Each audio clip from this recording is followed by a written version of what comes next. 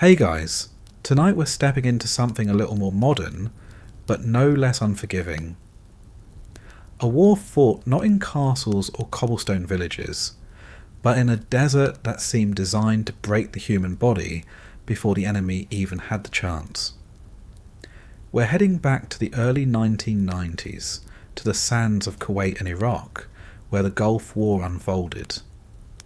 Forget the quick news clips, or the grainy footage of tanks rolling through the dunes. The truth is, if you were dropped into that world as an American soldier, you wouldn't last long at all. So, before we settle in, take a moment to like the video and subscribe, but only if you genuinely enjoy what I do here. And as always, I'd love to know where you're watching from and what time it is for you. It's always fascinating to see who's drifting off to sleep from different corners of the world. Now dim the lights, maybe turn on a fan for that steady background hum, and let yourself sink into the quiet. Tonight, you're not in your comfortable bed. You're not sipping cool water or surrounded by air conditioning. You've just woken up in the desert during the Gulf War. The good news is you're alive. The bad news is, so is everything else out here trying to ruin that. Congratulations, you've just opened your eyes in the middle of the Saudi desert in 1991. The first thing you notice isn't the sunrise or some poetic silhouette of sand dunes. It's the heat. It's only 6 in the morning, and already the air pressing against your skin feels like someone left a hairdryer running on your face all night. The cot beneath you is thin, a strip of canvas stretched over metal that digs into your hips. There's no mattress, no softness, just enough support to remind you that the human body was never meant to rest on scaffolding. You shift your shoulders and the sand underneath the cot crunches like gravel, because no matter how many times you brush it away, the desert always wins. It gets in your sheets, your clothes, your socks, and even the corners of your mouth. You fall asleep tasting dust and wake up chewing on it. Your blanket is more symbolic than useful. The desert nights can plunge to freezing, so you went to bed shivering, wrapped tight like a burrito in olive drab wool. Now only a few hours later, that same blanket feels like a punishment. You kick it off, and it hits the sand with a damp thud, because it's soaked in your sweat. Welcome to desert sleep. Too hot, too cold. Never comfortable. There is no middle ground here, only extremes that take turns suffocating you. You roll over and glance at the rows of cots around you. This isn't your bedroom. It's a giant tent packed with dozens of soldiers who are all equally miserable. Privacy doesn't exist. Your neighbour's snoring bleeds into the sound of another soldier groaning as he pulls his boots on. The air smells like old socks, military canvas, and the chemical tang of insect repellent that everyone sprays on themselves but somehow never actually works. There are no candles, no cosy lamps, no open windows to let in a breeze. Just the dim light of a battery-powered lantern swinging from a rope in the middle of the tent, casting shadows on the canvas walls like a bad camping trip no one asked for. The ground beneath your cot is sand mixed with gravel, and every footstep sends little puffs of grit into the air. There's no floor, just dirt. When the wind picks up, which it always does, the tent fills with a fine mist of dust that coats your lips, your hair, and the inside of your nostrils until blowing your nose feels like emptying a sandbag. You can't escape it. Even your toothbrush, if you could call it clean, has a crust of grit on the bristles. You wake up already coughing, your throat raw like you spent the night yelling, except you didn't. You were just breathing. The first sound you truly register is the generator outside sputtering and grinding, a mechanical beast that never quite stops. Its growl is constant, rattling through the canvas walls. It powers the few lights, the radios, and whatever passes for cooling, though cooling is generous. The desert doesn't care about your air conditioning unit. It's like pointing a desk fan at a campfire and hoping for relief. The hum is background music now, stitched into every moment of your day and night. But it doesn't make things peaceful. It's just another reminder that you're not home. You're in the middle of nowhere, surrounded by people who are just as trapped as you are. You sit up and immediately regret it. Your uniform is already sticking to your back. The cotton is heavy with last night's sweat, and your socks haven't dried from yesterday's march. You peel them off and find sand crusted between your toes, along with a blister that looks like it's trying to start its own family. Everyone around you has the same collection of aches, rashes, and swollen feet. Nobody complains, because complaining doesn't change anything. You just pull on the same boots, lace them up tight, and pretend they're not sawing into your heels. Looking around the tent, you see soldiers fumbling through their gear, half awake. Helmets clunk against metal cots, rifles lean against the walls, and duffel bags spill over with more sand than actual belongings. Nobody has more than a handful of personal items. Maybe a photo from home tucked into a pocket, or a letter folded and refolded so many times it's practically translucent. Most of what you own now is issued by the government, and none of it was designed for comfort. Everything is built to survive the desert, except for you. You grab your canteen and take a sip, hoping for refreshment, but the water inside is lukewarm, bordering on hot. It tastes faintly of metal and dust, like someone boiled it in a rusty pot and then left it sitting in the sun. You drink it anyway, because you have no choice. Hydration is survival here, but it never feels satisfying. The more you drink, the more you sweat, and the more your body demands. It's an endless loop, and no matter how much you try, you're always thirsty. The sun outside is already climbing, burning white against the canvas roof. You can feel the heat pressing through the fabric, turning the tent into an oven. The thought of stepping outside doesn't feel like relief. It feels like punishment waiting for you. You know what's out there. Miles of nothing. Sand stretching into the horizon, broken only by the dark lines of military vehicles and the occasional cluster of makeshift tents. It's a landscape that looks the same in every direction, and it makes you feel small in a way that's not comforting. There's no forest, no hills, no houses. Just endless flatness and a sky so big it swallows you whole. As you rub the sleep from your eyes, you hear the muffled sound of boots outside. Someone's already yelling, their voice sharp and commanding, carrying through the thin tent walls. Orders, routines, schedules. There's no snooze button here. No easing into the day. You're awake now, and the desert doesn't care if you're ready. The war doesn't care if you're tired. You drag yourself to your feet, grab your helmet, and try to push the thought away that this is just the start of another long, blistering day. The cot creaks behind you as you step off, and immediately your socks fill with sand. It doesn't matter that you brushed the floor clear before sleeping.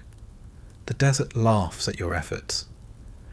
Every movement grinds tiny grains into your skin, a constant reminder that no matter what you do, the sand owns you.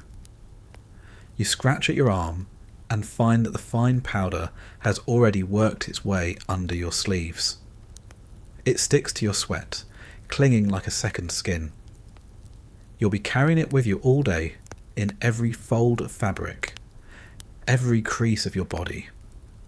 The tent flap opens and a burst of light sears your eyes. The morning sun doesn't rise gently here. It arrives like a floodlight, blinding and merciless. You step outside and instantly feel the air thicken, the heat wrapping around you like a heavy coat you can't take off. The ground is already radiating warmth, and the day hasn't even begun.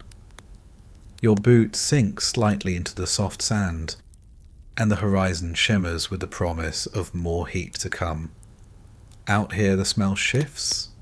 It's less about sweat and socks, and more about diesel fuel, exhaust fumes, and the faint scent of burning trash from a pit somewhere downwind. The military camps produce more waste than anyone wants to admit, and the simplest solution is fire. Plastic, food, paper, it all goes into the pit, sending up a greasy smoke that clings to your nostrils. You breathe it in because there's no escaping it. You'll taste it in your throat all day, and your uniform will carry the smell long after.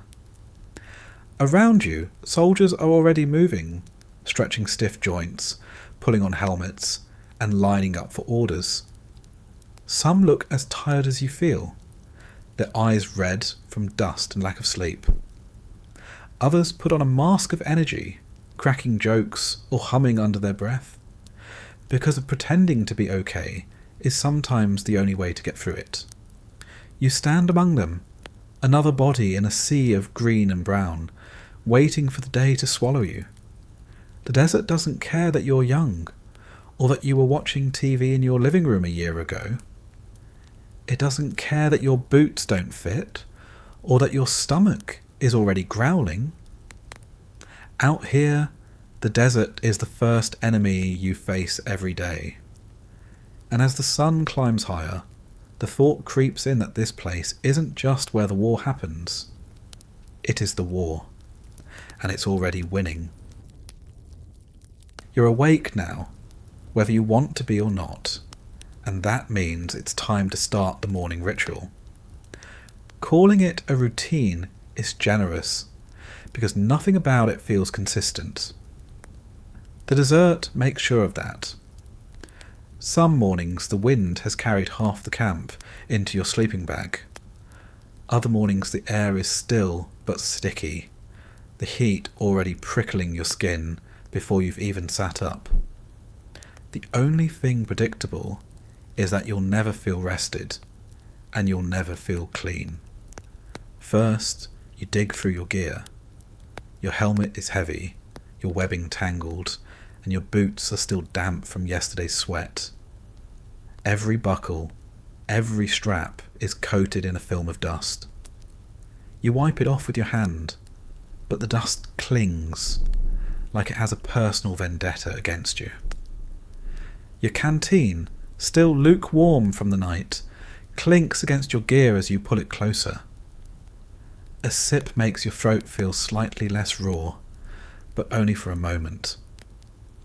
The metallic taste reminds you that this water has been sitting in plastic containers under the desert sun for weeks.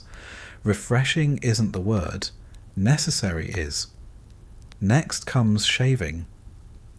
Because the US Army doesn't care that you're in a war zone, regulations still demand a clean face every morning, even if you're sleeping in a tent pitched in what might as well be an oversized litter box. You crouch over a small mirror propped on your knee. The razor in your hand is dull, because there are no barbers here, and your supply kit doesn't exactly come with fresh blades every week.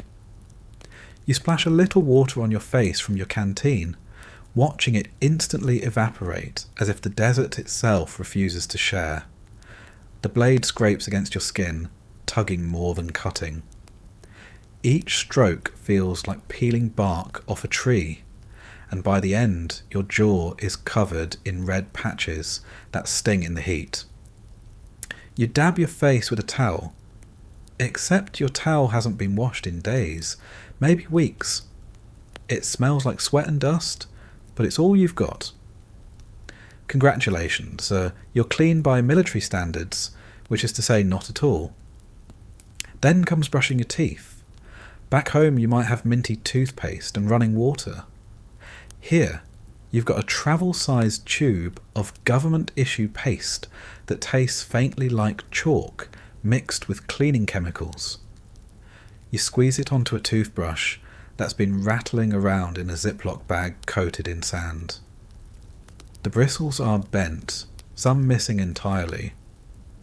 You crouch again, spit into the sand, and watch it disappear instantly, sizzling in the morning heat like the desert swallowed your dignity whole. There's no rinse, no glass of cold water. Just one more task done before the day starts grinding you down. The latrine is next, and calling it a latrine makes it sound better than it is. Sometimes it's a row of portable toilets that bake in the sun until they smell like a chemical experiment gone wrong. Sometimes it's just a trench covered with a board, buzzing with flies and radiating heat like a furnace. You stand in line with other soldiers, holding your breath, trying not to gag as the door swings open in front of you. Inside, the air is so thick it feels like a physical slap. You squat quickly, trying not to touch anything, and get out as fast as possible. You're not alone in your disgust.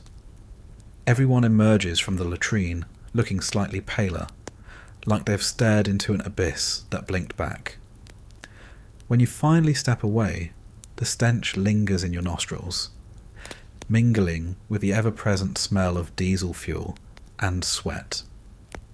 You splash a little more water from your canteen onto your hands, rub them together, and tell yourself that counts as hygiene. The sand instantly glues itself back to your damp palms, and within seconds they feel dirtier than before. Cleanliness is a fantasy here, and you stop chasing it after the first week. Breakfast is waiting, if you can call it that. The mess line is a row of folding tables under another tent, manned by equally tired soldiers who ladle out food from giant insulated containers. Powdered eggs, rubbery from overcooking, plop onto your tray with the sound of wet paper hitting a wall. There's also something that claims to be sausage, though it looks more like a grey stick of mystery protein, and toast so hard it could double as body armour. If you're lucky, there's peanut butter, though it's so dense and dry it glues your mouth shut. You grab a cup of coffee, dark and oily, tasting faintly of burnt plastic. One sip jolts your nerves awake, but not in a pleasant way. It's survival fuel, nothing more. On other days, breakfast means an MRE, meals ready to eat. A bag of industrial food science packed into beige plastic. You tear it open to find dehydrated eggs, crackers, peanut butter, and maybe a dessert if you're lucky. Everything comes in tiny sealed pouches, each one stamped with instructions you already know by heart. You pour water into the chemical heater, slide the pouch of food inside, and wait while it hisses and steams. The result is hot, edible in the loosest sense of the word, and vaguely satisfying only because you're starving. Eating an MRE isn't about taste. It's about cramming enough calories into your body to survive another day of sweating and marching. You chew slowly, staring at the horizon that never changes. The desert stretches endlessly, a sea of beige broken only by military vehicles and tents. The heat is already creeping higher, the sun glaring down with a brightness that makes you squint even through sunglasses. Every bite of food tastes like dust, because dust finds its way into everything. Your coffee, your eggs, even the peanut butter. You stop noticing after a while. Dust just becomes another ingredient, like salt. Around you, soldiers eat in silence, or trade jokes too tired to land. Someone grumbles about missing bacon. Another curses the coffee. You laugh half-heartedly, Not because it's funny, but because it's better than saying nothing.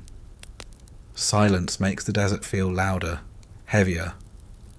Talking, even if it's just complaining, makes it feel a little less crushing. After breakfast, you head back to your cot to grab your gear. This is where the routine turns into a grind. Your uniform is stiff with sweat and dirt. Your boots still pinching your toes. You strap on your webbing, adjust your helmet, and check your rifle. Cleaning it is a daily task, because the desert loves to jam every moving part with sand. You run a cloth through the barrel, scrub the bolt with a brush, and shake out grains that seem to multiply overnight. Even if you cleaned it yesterday, it's already clogged again. You mutter curses at the desert under your breath, though the desert doesn't care. It never has, and it never will. Once your rifle is ready, you pack up the rest of your gear. Water bottles, extra socks, rations, chemical suit rolled tight and stuffed into your bag. The chemical suit is thick, hot, and suffocating, but you carry it everywhere, because the threat of chemical weapons hangs over you like a storm cloud. Gas mask, gloves, everything has to be ready at a moment's notice. You check it all carefully, even though you know if the alarm ever really sounds, there's a good chance none of it will save you. Still, you go through the motions. Routine isn't about safety, it's about survival. The morning sun climbs higher, turning the tent into a sauna. Sweat is already soaking through your shirt, running down your back, stinging your eyes. You wipe it away with your sleeve, but that only smears dust across your face. You catch sight of yourself in the small mirror tucked into your gear. Bloodshot eyes, chapped lips, skin cracked from the dry air. You barely recognise yourself anymore, and you know everyone around you looks the same. The desert erases individuality. It makes everyone look equally tired, equally broken down. By the time the morning routine is done, you're already exhausted. You've shaved, brushed, eaten, cleaned, geared up, and sweated through half your uniform, and the real work hasn't even started yet. The desert sun is only warming up, and the day ahead promises more heat, more dust, more marching, more waiting.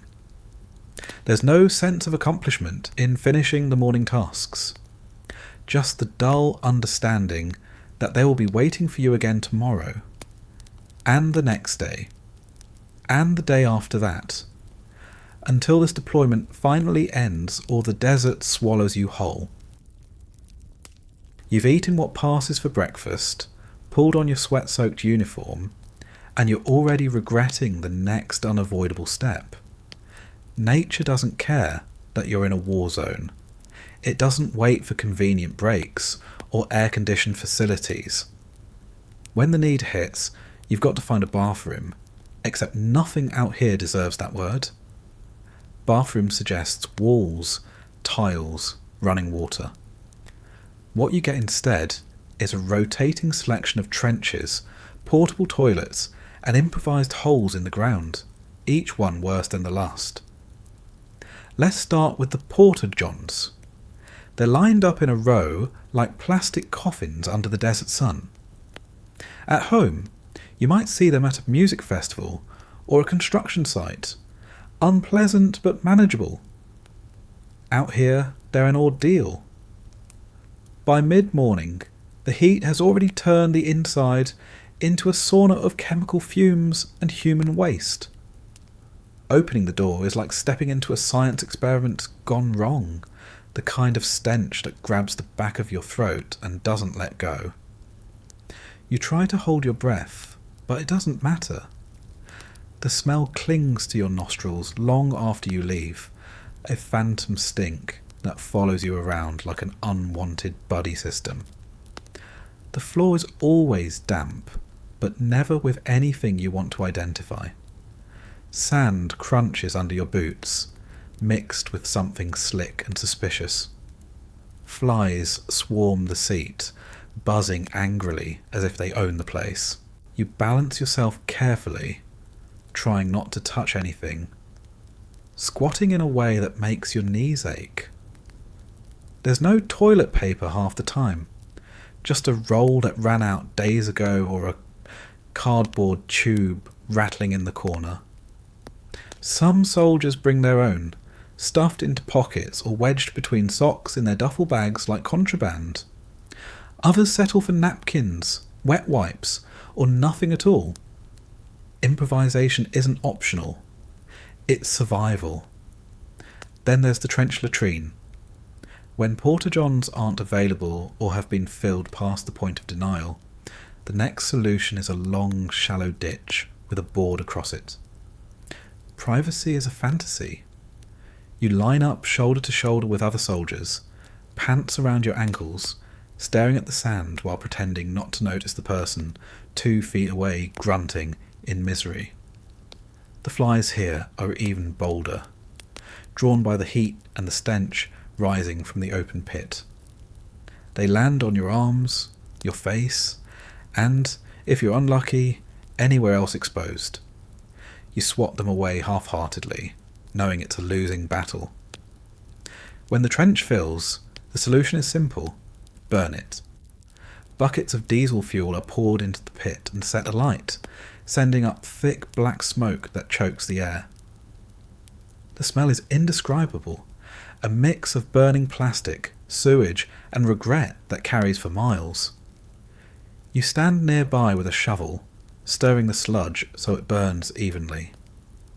This is called burning shit, and it's a task everyone dreads but no one escapes. The smoke coats your clothes, your hair, your skin. You cough for hours afterward, and the taste lingers in your mouth no matter how much water you drink. Some soldiers joke about it. Most just go silent, shoveling in the heat, wondering how this became part of their life. When neither porta-johns nor trenches are available, you're left with the simplest option. Dig a hole. Grab an entrenching tool. Find a patch of sand far enough from the tents, and squat like an animal. There's no seat, no cover, no dignity. Just you, the sand, and the knowledge that in a few hours someone else will probably dig their hole a few feet away. The desert doesn't care. It swallows everything eventually, sand drifting over the evidence, until it's as if you were never there. You stand up, kick some dirt over the spot, and walk away, trying not to think about how many times you've done the same thing in the past week. Hand washing is another illusion. Officially, there are stations with big green water tanks and a pump spout. Unofficially, they're either empty, broken, or filled with water so warm and dirty it feels worse than doing nothing. Soap is scarce, and most soldiers rely on tiny bottles of hand sanitizer or baby wipes that disappear faster than paychecks on payday. You rub your hands together, smear the gel around, and convince yourself you're clean enough. A minute later, the sand sticks back to your palms, and the cycle starts again. The worst part isn't even the smell or the lack of hygiene, it's the timing. Bathroom breaks never happen when you want them to. They happen in the middle of a patrol, during a long convoy, or when you're crouched behind a sand berm listening for enemy artillery. You clench your stomach, shifting in discomfort, hoping the urge passes. Sometimes it does. Sometimes it doesn't. There are stories of soldiers cutting holes in the backs of their chemical suits because the alarm went off at the wrong time. Nobody talks about it, but everyone knows the feeling. Hydration makes it worse. You're told to drink constantly to avoid heat stroke. Litres of water disappear into your body every day, but all that water has to go somewhere. Out here, peeing becomes a full-time job. Men step a few feet from the convoy, turn their backs, and hope for privacy. Women face the added challenge of finding any cover at all, often reduced to crouching behind vehicles while pretending it doesn't matter. Everyone learns quickly that modesty doesn't survive the desert. Only necessity does. The desert wind doesn't help. It carries smells for miles, twisting them into the tents and settling into your clothes. A porta-john 100 yards away might as well be inside your cot. The odour is constant, faint in the mornings and unbearable by afternoon.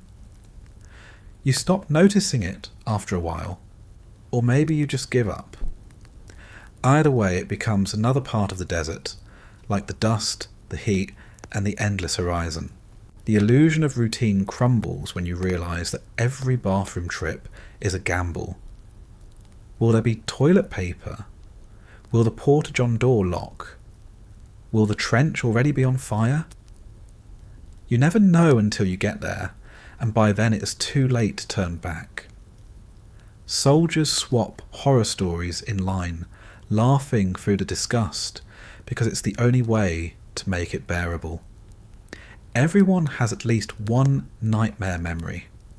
Slipping in the mud under the board, losing balance in a porta-john during a sandstorm, or running out of wipes halfway through. Nobody escapes unscathed. And yet, as bad as it is, you keep going back. Because you have to. The desert doesn't pause for dignity. The human body doesn't care about combat schedules. Out here, every bathroom break is a reminder that you're just another fragile organism trying to survive in a place that wants you gone. You button your uniform back up, step away from the smell, and pretend you're ready for the rest of the day, even though you know the desert hasn't even begun to test you yet. You've survived the porta-john, the trench, or whatever cruel setup passed as your morning bathroom, and by now, your stomach is reminding you it exists. Hunger in the desert doesn't feel like the normal kind. It comes with a hollow ache made worse by the heat, as if your body knows it's about to spend the next 16 hours burning calories just staying alive. Breakfast should be the one comforting part of the day, a moment where you sit down, fill up, and prepare for what's ahead. Out here, breakfast isn't comfort, it's obligation. The mess tent is already buzzing by the time you get there, a long canvas shelter propped up with poles, flapping at the edges as the wind tries to rip it loose. Inside, folding tables are lined up end to end, metal trays stacked at one end, and a line of bleary-eyed soldiers shuffling forward like prisoners waiting their turn. The air is hot, thick with the smell of powdered eggs, diesel from the nearby generator, and the unmistakable tang of sweat. You grab a tray, dented and scratched from years of use, and move forward in line. The food greets you with a wet slap. A ladleful of scrambled eggs drops onto the tray, yellow but somehow grey at the same time, their texture closer to damp insulation than anything you'd want to eat. Next comes sausage, though calling it sausage feels generous. It's a rubbery tube of protein byproduct, faintly spiced but mostly flavourless, with a shine that suggests it could bounce if dropped. A slice of toast follows, already cold, edges curled like cardboard left in the rain. On better days, there's a scoop of canned fruit cocktail, the kind with peaches and cherries floating in syrup that tastes like sugar and tin. It looks almost cheerful against the rest of the tray, which only makes everything else seem worse. Coffee sits at the end of the line, poured from battered metal urns that have been brewing since before sunrise. It's strong, bitter, and scalding, with an oily film that swirls on the surface. The first sip burns your tongue. The second makes your stomach twist. But by the third, you're grateful. The caffeine doesn't make you feel awake. It makes you feel less dead. which is good enough. Some soldiers dump sugar and powdered creamer into theirs, stirring with plastic spoons until it turns the colour of wet cardboard. Others choke it down black, faces tightening with every swallow. Nobody enjoys it. They endure it. You find a spot at one of the tables, sliding onto a metal folding chair that wobbles on the uneven ground. The tent offers shade, but not relief. The sun is already hammering against the canvas, raising the temperature inside like an oven. Sweat beads on your forehead and drips down your back as you take your first bite of eggs. They taste faintly of sulphur and cardboard. The sausage isn't much better, chewy and greasy at the same time, leaving a film on your tongue. The toast crumbles into dry flakes that stick to the roof of your mouth until you chase it with coffee, which only makes everything taste like burnt bitterness. You eat it anyway, because you need to. Hunger makes even the worst food tolerable. Almost. On other days, breakfast comes in the form of an MRE. You tear open the beige plastic pouch, unfold the contents, and spread them across the table like a gambler laying down cards. Menu 4, cheese omelette with vegetables. Soldiers call it the vomlet. The smell hits before you even heat it up. A pungent mix of chemicals and overcooked peppers. You tear open the flameless ration heater, pour in a little water, and wait as it hisses and steams. The chemical reaction filling the tent with the smell of hot plastic. When it's done, you squeeze the pouch onto your tray. The omelette slides out in a lump, pale yellow and slimy, flecked with vegetables that look more like confetti than food. You chew slowly, pretending it's edible, washing it down with crackers and peanut butter from another pouch. The peanut butter is thick, almost powdery, sticking to your teeth and gluing your mouth shut until you gulp warm water from your canteen. There's always a dessert tucked somewhere in the MRE bag. Maybe a chocolate brownie, dense and dry, tasting faintly of cardboard with a hint of cocoa. Or maybe pound cake, crumbly and strangely oily, the kind of snack that makes you nostalgic for gas station pastries back home. Some soldiers hoard their desserts, trading them like currency. Brownies for cigarettes, pound cake for instant coffee packets. In a place where comfort doesn't exist, dessert is the closest thing to a luxury. You look around the tent and see the same expressions on every face. Soldiers hunched over trays, chewing mechanically, eyes half shut with fatigue. Nobody savours the food. They shovel it in quickly, like fueling a machine, because that's what it is. Breakfast isn't about pleasure. It's about stuffing enough calories into your body to survive the hours of marching, sweating and hauling that are waiting outside. You glance at the clock, though time doesn't mean much out here. The desert doesn't run on schedules. It runs on heat, and it's already rising.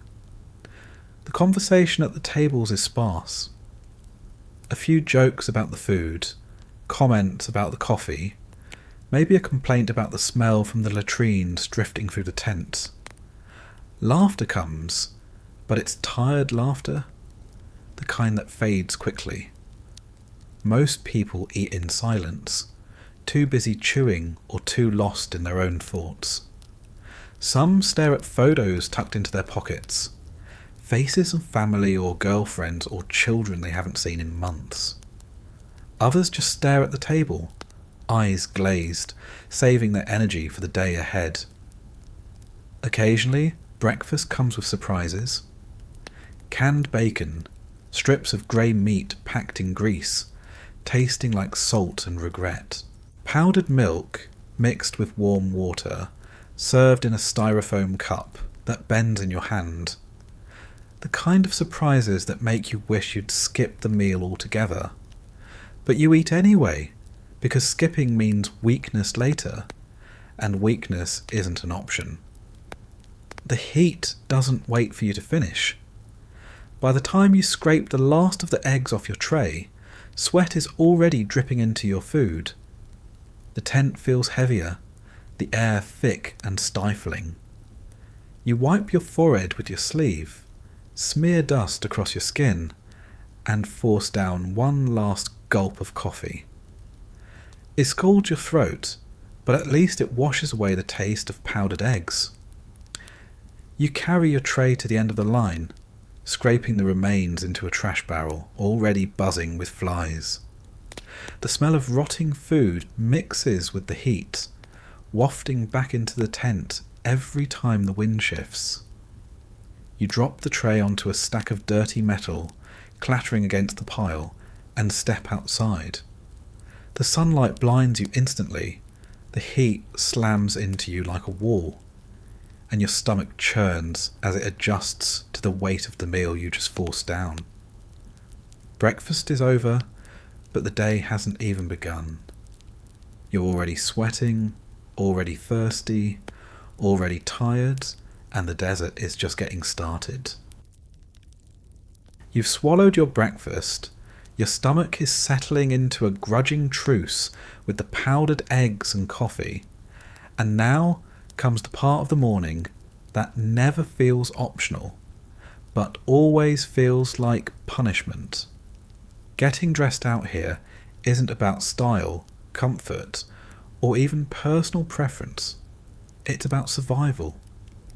Every item you put on is designed to keep you alive in one way while torturing you in 10 others. The uniform is where it starts. Standard issue dessert camouflage, the famous chocolate chip pattern with tan and brown spots meant to blend into the sand. On paper, it looks clever, practical. In reality, it's thick cotton that holds heat like an oven mitt. You pull the shirt over your head and feel the sweat start instantly. The fabric clings to your back, sticking in the same spots that never dry. Those damp patches that never see relief from sunup to sundown. The pants are no better. Stiff, scratchy, cinched tight at the waist. They rub at your thighs until the skin feels raw. Every step means friction. Chafing isn't an occasional nuisance here. It's a constant companion. You learn to live with it, even when it feels like you're being sanded down from the inside. Next come the boots. Heavy leather, high-laced, designed to last through hell and back. They do last, but at a cost. The weight alone feels like you've strapped small anvils to your feet. They trap the heat, cooking your toes until your socks are soaked through before you've even left the tent. Blisters form within days, and they don't go away. They just shift locations, from heel to arch to toes, depending on how you lace them that morning. You adjust, you pad, you tape, but the boots always win. By the end of the day, pulling them off feels like peeling away part of yourself, skin and all. The socks are their own ordeal. You're told to carry extra pairs, to change them often, to keep your feet dry. That advice sounds sensible until you realise the desert doesn't let anything stay dry. You rotate through pairs that all feel damp, stiff with sweat and dust, the fibres rough against your skin. The smell builds until the whole tent reeks of feet, but there's nothing to do about it.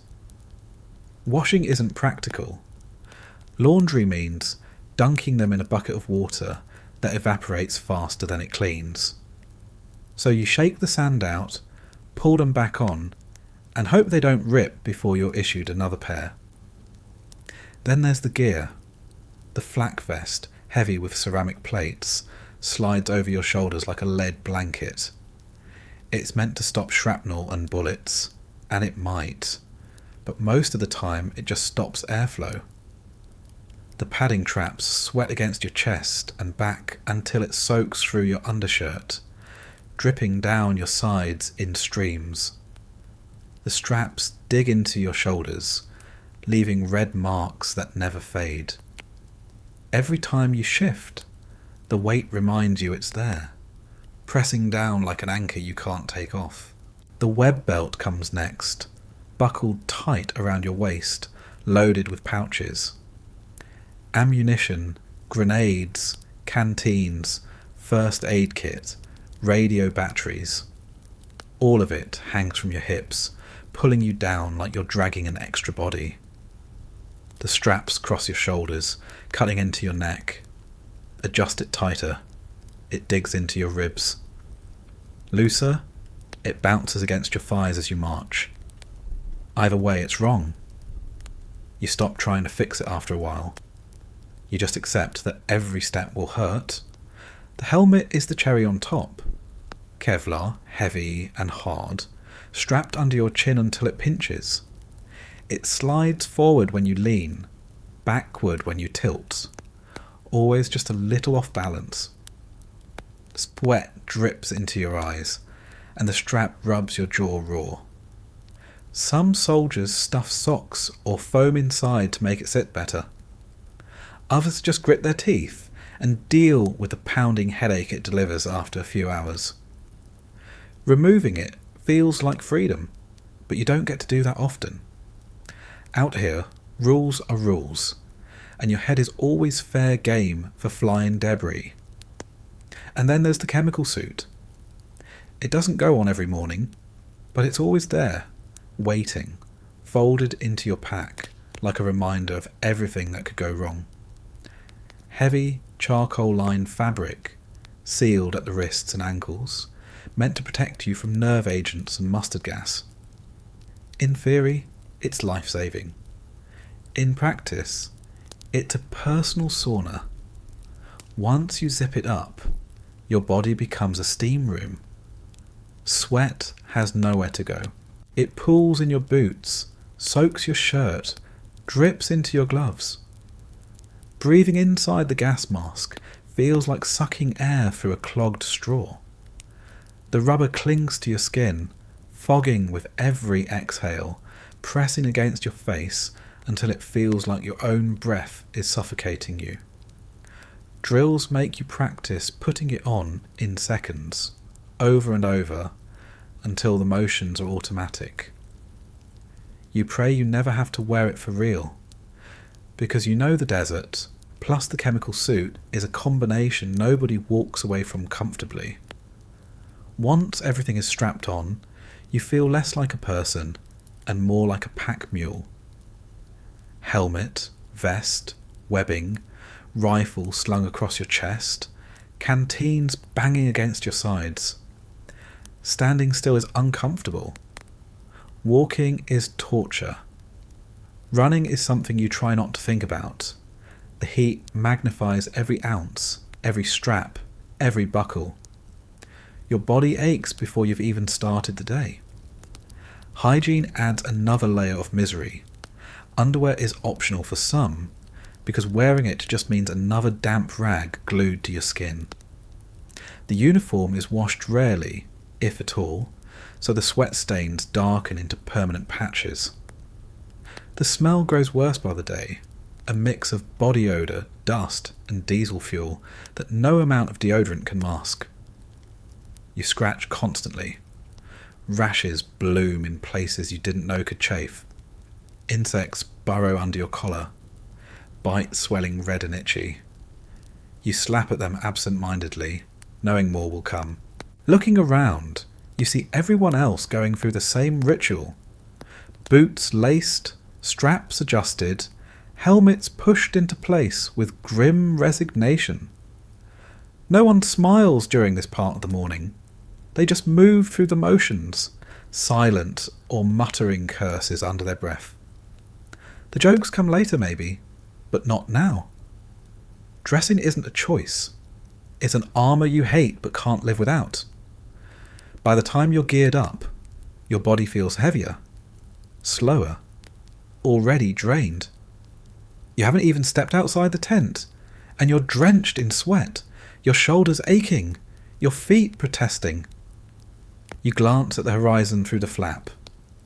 The sun is climbing higher, white and merciless, the sky cloudless and endless. The desert is waiting, and you're wrapped in layers of misery designed to keep you alive just long enough to suffer through it. By now, you've got your uniform clinging to your body like a wet tarp. Your boots cinch so tight they cut off circulation, and the heat pressing in from every side. You already feel filthy, but you're just getting started. Out here, hygiene is less about being clean and more about pretending you're not falling apart. Every soldier knows it's a losing battle. The desert takes one look at your shower fantasies, laughs, and smothers you with sand until you give up. Bathing, for example. At home, it's automatic. A shower in the morning, maybe one at night if you've had a long day. Out here, a shower is a rumour.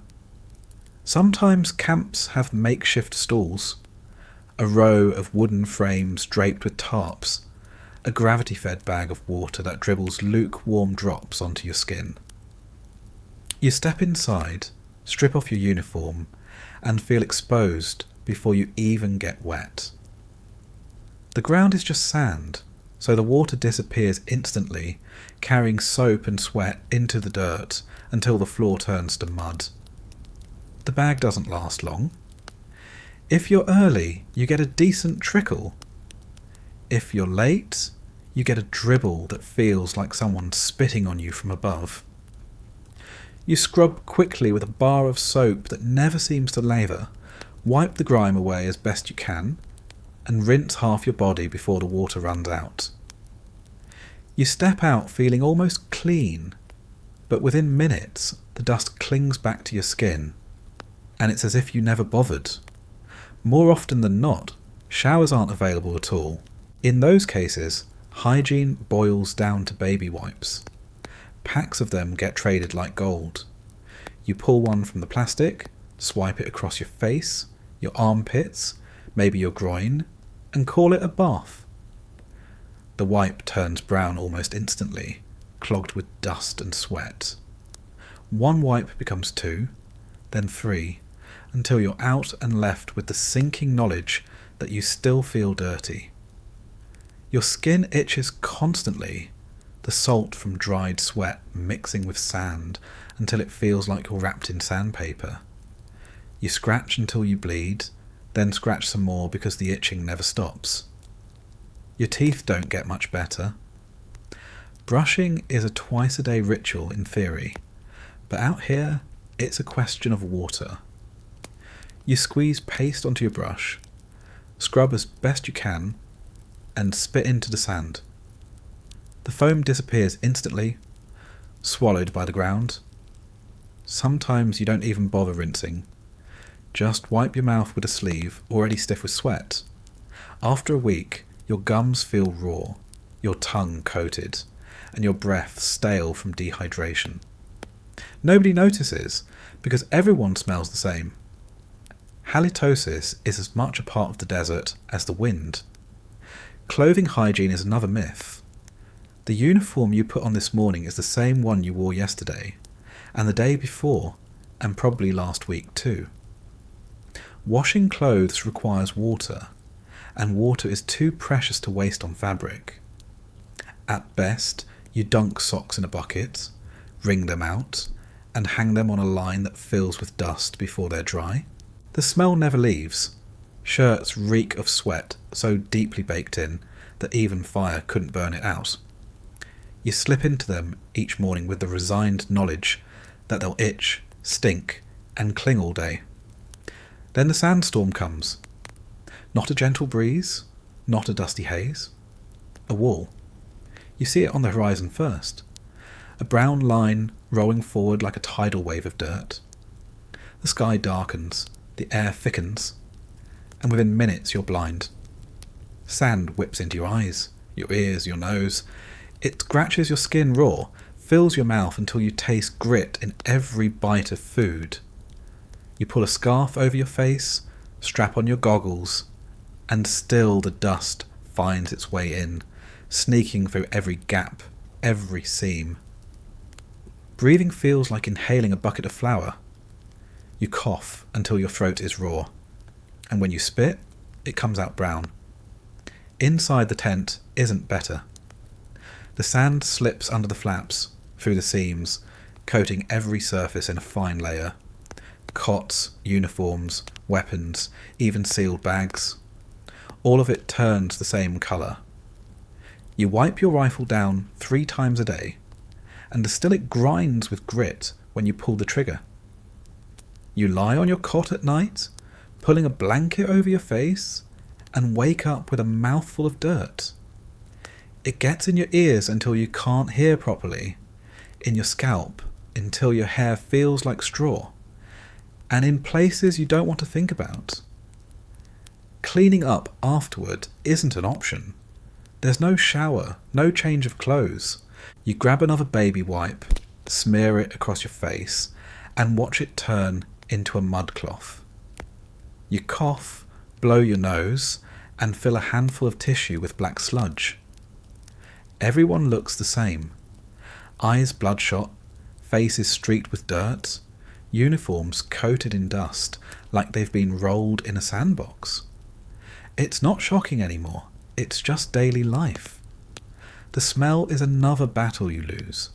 Sweat plus sand plus diesel equals a stench that never fades. You douse yourself in deodorant when you can, spray on insect repellent that mixes into the cocktail, but it only makes things worse. A sickly sweet cloud of chemicals clings to you, layered over the raw funk of your body. You stop caring. So does everyone else. The desert breaks down your standards until smelling bad just means you're alive. Skin infections become part of the package. Rashes spread under your arms, across your thighs, in the folds of your neck. The sand rubs into the sores until they burn with every movement. Fungus grows between your toes from damp socks. Blisters pop and fester. You clean them with alcohol swabs when you can, hissing as the sting shoots through your nerves. But most of the time, you just tape over them and keep moving. Pain becomes background noise. Shaving makes it worse. Every nick turns into an infection. Every scrape fills with dust. You run a dull razor across your face each morning, and feel the burn all day. Tiny cuts pepper your jawline, glowing red by noon, itching by evening. Some soldiers stop shaving when they can get away with it, the stubble catching dust until their faces look permanently coated in sand. Regulations still loom, though, so sooner or later the razor comes back out, and the cycle starts again. Nails fill with grime until they're permanently black. You dig at them with the edge of a knife, scrape the dirt away, and watch it come back within hours. Your hands are never clean. They grip rifles, shovels, canteens, all coated with the same layer of dust. Cuts and scrapes accumulate, each one stinging when sweat seeps in. You tape them up, keep moving, and hope they don't get infected. Even water, the one thing that should refresh you, betrays you. You splash it on your face and feel instant relief, but within seconds it evaporates, leaving behind a tighter layer of grime. Your skin cracks from dryness, then burns when the sweat seeps into the splits. Chapstick is worth its weight in gold, passed around like treasure. Soldiers smear it on until the tubes are flattened, then scrape the last bits out with a finger. Lips split anyway, bleeding in the corners, stinging with every word. By the end of the day, hygiene feels like a cruel joke. You're coated in sand, soaked in sweat, itching, stinking, and still somehow expected to keep yourself clean. You stop fighting after a while. You accept that the desert wins. You stop dreaming of showers, of soap, of clean sheets. Those things belong to another life, one that feels impossibly far away. Out here, hygiene means surviving the sandstorm, wiping away just enough grime to keep moving, and pretending you don't feel like you're rotting from the outside in. Your gear is on, your body already aches, and the breakfast you forced down feels like a rock in your gut. Now comes the part that defines most of your day: moving. Not glamorous marching bands or precision parades, but the endless grinding slog of carrying your entire life on your back across terrain designed specifically to break you. Out here, marching isn't exercise. It's punishment disguised as necessity. The command comes, and the line begins to form. Helmets bobbing, rifles slung, boots stamping into the sand with the kind of enthusiasm you'd expect from people about to walk into an oven. You fall in, shoulders brushing against the soldier next to you, already sweating through your undershirt before the first step. The desert sun doesn't care that it's morning. It burns with the intensity of midday, white and blinding, casting no mercy. Your goggles fog, your skin prickles, and you start to wonder if it's possible for sweat to evaporate faster than your body can produce it. Judging by how your canteen empties before the first mile, the answer is yes. Your pack digs into your shoulders. Straps cut grooves into your skin, the weight pressing down until your spine protests. Every step jolts through your knees, sand shifting under your boots so it feels like you're walking uphill even on flat ground. The sand isn't soft like a beach. It's coarse, gritty, sliding away with every step, forcing you to work twice as hard to move half as far. It fills your boots within minutes, grinding against your socks, rubbing your heels raw. You stop to shake it out, but by the time you lace up again, it's back. The desert doesn't let you win. Breathing feels heavier with every yard. The air is hot and dry, baking your throat until each inhale scratches like sandpaper. Dust swirls with every step, kicked up by the boots ahead of you, settling into your lungs. You cough, the sound muffled by the scarf or bandana pulled across your face, but it doesn't help. You taste grit in the back of your mouth, metallic and bitter. Water helps for a moment, then makes you thirstier, your body sweating it out as fast as you drink it. The line stretches across the horizon, a snake of bodies moving slowly, methodically, like an army of ants carrying burdens too large. Conversation is scarce. No one wastes breath on jokes or complaints. The sound is boots crunching in the sand, canteens sloshing, gear clanking with every step. Radios crackle occasionally, voices barking orders or warnings, but mostly it's the sound of your own heart pounding in your ears, the rhythm of misery keeping time. The heat builds as the day climbs. Sweat pours down your back, soaking your shirt until it sticks like glue. Salt crusts form on your collar, white lines tracing your uniform, proof that your body is draining itself faster than you can replace it. You lick your lips, cracked and bleeding, and find them coated in grit. Your tongue feels like leather, swollen, useless. You take another sip, knowing it won't help. Your canteen grows lighter while the sun grows heavier. Blisters bloom in silence. You feel them forming with each step. Hot spots on your heels and toes, spreading until the skin peels away. You tape them when you can, but the tape rubs too, adding another layer of pain. Eventually you stop noticing the difference.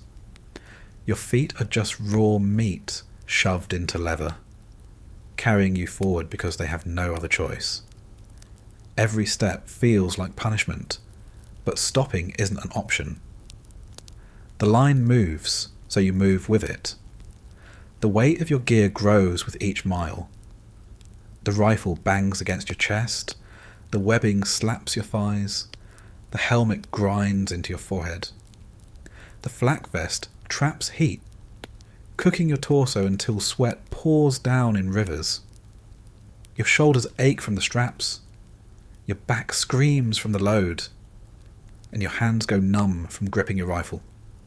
You adjust constantly, shifting the weight from one side to the other, but there's no relief. Every adjustment just trades one pain for another. The desert offers no distraction. No trees, no buildings, no change in scenery. Just endless sand, broken by the occasional rock or the shimmer of heat on the horizon. You stare ahead, watching the boots of the soldier in front of you. Step after step, hour after hour. Time stretches. Minutes feel like hours, hours feel like days. You stop counting distance. You stop counting anything. The march becomes a trance, a rhythm of suffering that numbs your mind. Then the wind picks up. Sand lift into the air, blowing sideways into your eyes, your ears, your mouth. Goggles fog, scarves clog, and still the grip finds its way in. You squint against it, blinking constantly, your lashes coated in dust. Your ears fill until you can't hear properly, just a muffled roar of wind. Your skin burns where the sand scours it raw, tiny cuts stinging with sweat. You hunch your shoulders, lower your head, and keep moving, each step harder than the last. The pace never feels fair. Too slow, and you trip over your own feet. Too fast, and you burn out within minutes. The sergeant calls cadence, voice hoarse but insistent, keeping everyone in step. The rhythm helps, a beat to match your stride, something to focus on besides the screaming in your muscles. You mutter the words under your breath, not out of spirit, but survival. Anything to keep your brain from collapsing under the monotony. Occasionally, the line pauses. A water break, a quick rest, a chance to drop your pack onto the sand and stretch your shoulders. You sit, legs trembling, boots throbbing with pain. You take a sip, maybe two, from your canteen, rationing the water because you don't know when the next refill will come. You look around and see the same exhaustion etched into every face. Sunburned skin, bloodshot eyes, lips cracked and bleeding. No one speaks much. Everyone just waits for the order to move again, dreading it, but knowing it's coming. When the march resumes, it's worse. Muscles stiffen during the pause, so the first steps feel like dragging concrete blocks. Your feet protest, your back tightens, your shoulders scream. You grit your teeth, fall back into the rhythm, and push forward. The line stretches again, snaking across the horizon, and you wonder if it ever ends. Out here, the desert makes everything feel infinite. Some soldiers find tricks, counting steps in sets of 100, then starting over. Humming songs under their breath, letting the rhythm distract from the pain. Reciting letters from home in their heads, word for word, as if replaying them will make the distance disappear. You try a few of these, but nothing works for long. The desert always drags your mind back to the present, back to the weight, the heat, the endless steps. The blisters break eventually. You feel the skin tear, the hot sting of raw flesh against socks already soaked with sweat. Each step grinds the wound deeper, spreading the pain until your whole foot feels like it's on fire. You shift your weight, limp slightly, but it doesn't help. There's no avoiding it. You march through the pain because you have to. The line doesn't stop for blisters. By midday, the heat is unbearable. The sun hangs directly overhead, baking the sand until it radiates heat from below. It feels like you're walking on a stove, the air shimmering with waves of heat rising from the ground. You squint through the glare, sweat pouring into your eyes, stinging, blinding. You wipe it away with a sleeve already soaked through, smearing grit across your face. Your tongue sticks to the roof of your mouth, dry and swollen, your throat raw. You take another sip of water, smaller this time, aware that the canteen is nearly empty. The thirst doesn't fade, it never does. The hours blur. The desert doesn't mark time the way you're used to. There's no clock, no shade, no break in the horizon. Just step after step, mile after mile, until your body feels hollow. You stop thinking about distance or destination. You stop thinking about anything at all. Your mind narrows to the rhythm of your boots in the sand, the ache in your shoulders, the burning in your throat. Misery becomes the only constant. And still, you march. Because stopping isn't an option. Because the desert doesn't care if you're tired, thirsty, blistered, or broken. You march because that's what you're told to do, and because there's no other way to survive. The march never really ends. It just melts into the background until the only thing you notice anymore is the heat. It isn't the kind of warmth you get from sitting under the sun on a summer afternoon, or the comfortable stuffiness of a crowded room. This is heat that feels alive, hostile, like an enemy you can't see but can feel pressing against every inch of your skin. It clings to you, seeps into your uniform, radiates up from the sand, and steals the breath straight out of your lungs. Out here, the heat doesn't just make you uncomfortable. It tries to kill you slowly, deliberately, without ever lifting a weapon. The first thing you realise is that the desert sun doesn't care what time it is. At dawn, it's already burning. By mid-morning, it's punishing. And by noon, it's unbearable. Shade doesn't exist. Even the shadows thrown by vehicles or tents are hot, the air underneath them trapped and stifling. You walk through those patches expecting relief, and find only thicker air, like stepping into an oven that's been left on low just long enough to roast you from the inside. Your helmet traps the heat against your scalp, sweat dripping into your eyes, stinging until you blink against the blur. Your body reacts quickly. Sweat pours from every pore, soaking your uniform until it clings like wet paper. The salt stains bloom along your collar, your chest, your back, crusting into stiff white lines that scratch against your skin. You feel your socks grow damp within minutes, your boots filling with heat until your toes feel like they're cooking.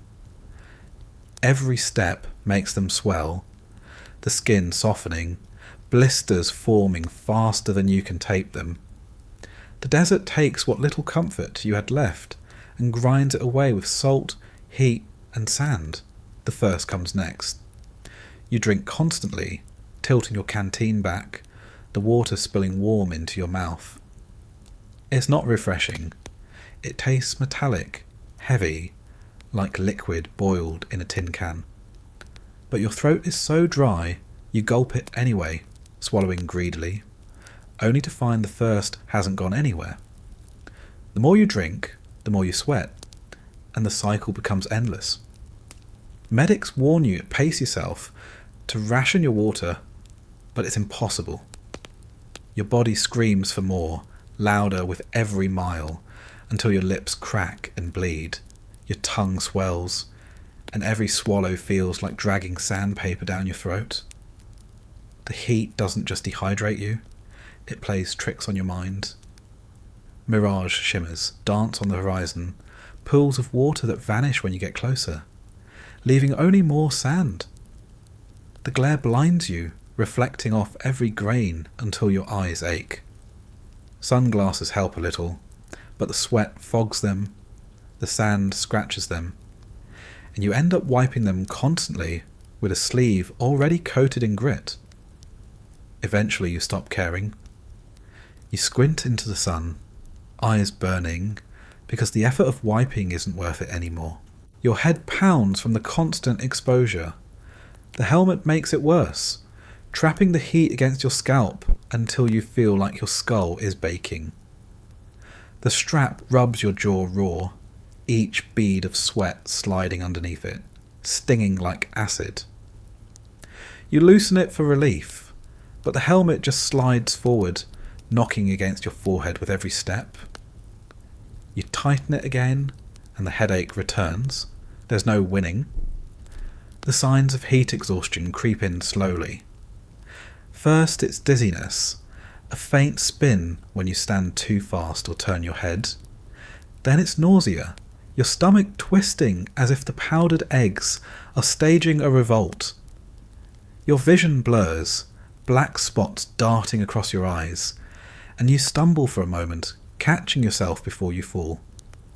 You force yourself to keep moving, afraid of the shame that comes with dropping out of formation, but your legs feel heavier with every step. The sergeant shouts to drink more water, but you've already drained your canteen. You suck at the empty spout anyway, hoping for a last drop, but it's gone. Some soldiers collapse. Their bodies just give up, knees buckling, faces hitting the sand with a dull thud. Medics rush over, dragging them into the shade of a vehicle, pouring canteens over their heads, shoving salt tablets into their mouths. You see their skin flushed red, eyes rolling back, lips cracked and white. Sometimes they recover, sitting up slowly, dazed and trembling. Sometimes they're stretchered out, too far gone to keep marching. You don't ask what happens after that. You already know the desert doesn't give second chances. Salt tablets are handed out like candy, chalky little pills meant to replace what your sweat has drained. You choke them down with warm water, your stomach clenching against the bitter taste. They don't make you feel better. They just make you keep sweating, keep pushing forward, keep fooling your body into surviving one more hour. Your stomach cramps from the mix of salt, water, and heat. But you don't stop. Stopping is worse. Stopping means falling behind, and falling behind means getting left behind. Even when the sun begins to dip, the heat doesn't leave.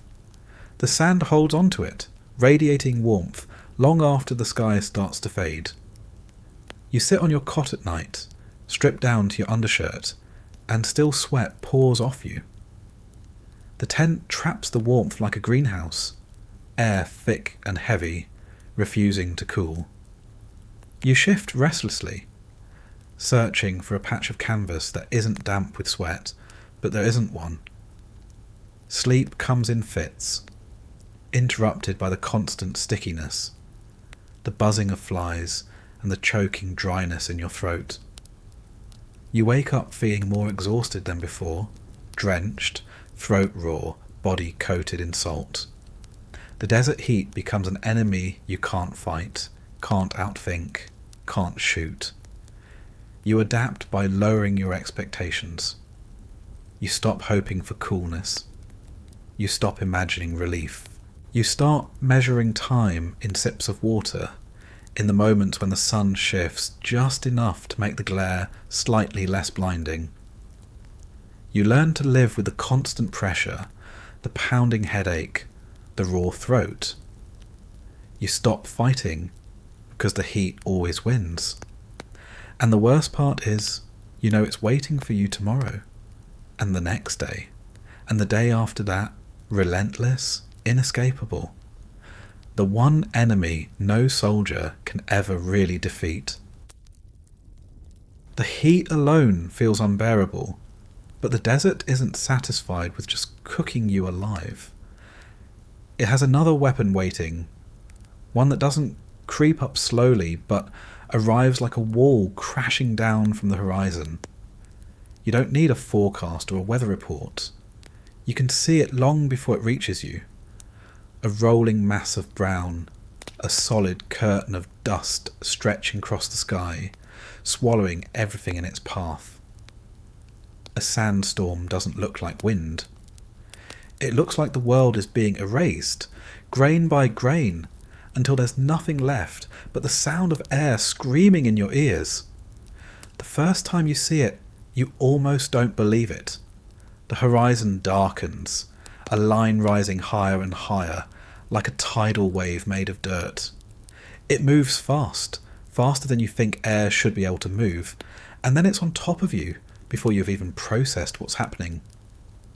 The sky turns orange, then brown, then black. The sun disappears. Day turns to night in minutes, and suddenly you can't see the soldier standing next to you. The wind slams into you with the force of 100 fists. Sand whips your face, pelting your skin until it feels like you're being scoured raw. You pull your scarf tighter, strap your goggles down, but it doesn't matter. The dust finds its way in. It snakes through the seams of your uniform, crawls under your collar, fills your nose and mouth, until breathing feels like drowning in grit. Each inhale scratches your throat raw, each exhale tastes of dirt. You cough, the sound lost in the roar of the wind, and spit out mud. Your helmet rattles, threatening to fly off with each gust. You hunch your shoulders, lower your head, try to make yourself smaller against the storm, but the desert doesn't care. It tears at your gear, rips at your straps, throws grit into every buckle and seam until your rifle grinds like sandpaper in your hands. You try to shield it, tucking it against your chest, but there's no escaping. Every weapon, every piece of equipment, every inch of fabric is clogged with the storm. The visibility shrinks to nothing. One moment you're surrounded by rows of soldiers, the next you're alone in a void of swirling brown. The ground disappears under your boots, replaced by shifting sand that slides away with each step. You stumble blindly, reaching out for the person next to you, but your hand closes on nothing. Panic flares in your chest as you realise you could walk 10 feet in the wrong direction and never find your way back. The storm swallows sound, sight, direction. All that exists is the wind and the sand, screaming endlessly in your ears. Inside the tents, it's no better. The storm forces its way under the flaps, through the seams, pouring in until every surface is coated. Cots, uniforms, boots, even sealed bags turn brown with dust. You pull a blanket over your head, curl up, and still wake with your mouth full of grit, your nose clogged with mud. The storm doesn't stop for canvas walls. It seeps through everything, relentless, until you start to wonder if you'll ever breathe clean air again. The storm doesn't just blind you, it disorients you completely. There's no sky, no horizon, no landmarks. You lose your sense of time. Minutes feel like hours, hours feel like days.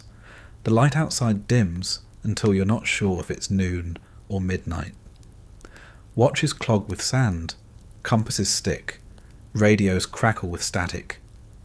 You're cut off from everything, trapped in a brown void that seems endless. The only thing you can do is hunker down, cover your face, and wait. When the storm finally begins to pass, it doesn't leave relief. It leaves silence. The wind dies suddenly, the roar fading into a hollow stillness that feels almost louder than the storm itself. You lift your head, pull down your scarf, and cough, hacking up clumps of mud from your throat. Your eyes sting, bloodshot from hours of grit grinding into them. Your skin burns where the sand has rubbed it raw, tiny cuts stinging with sweat. You look around and see the camp transformed. Vehicles half buried, tent sagging under the weight of sand, everything coated in a thick layer of dust. The desert looks the same as before, but somehow worse, like the storm has stripped away even the illusion of order. Night in the desert comes fast after a storm, as if the world has decided one punishment wasn't enough. Darkness here isn't like the kind you know at home. There are no streetlights, no houses glowing in the distance, no passing cars. When the sun drops, the world becomes a void, broken only by the faint glimmer of stars overhead. The stars are brighter than you've ever seen them, sharp pinpricks of light scattered across the black sky. But they don't feel comforting. They feel indifferent, watching silently as you stumble through the darkness. The cold follows.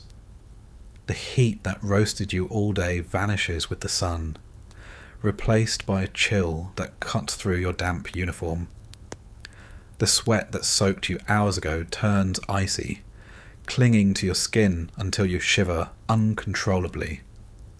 You pull on your blanket, curl up on your cot, and hope it will be enough.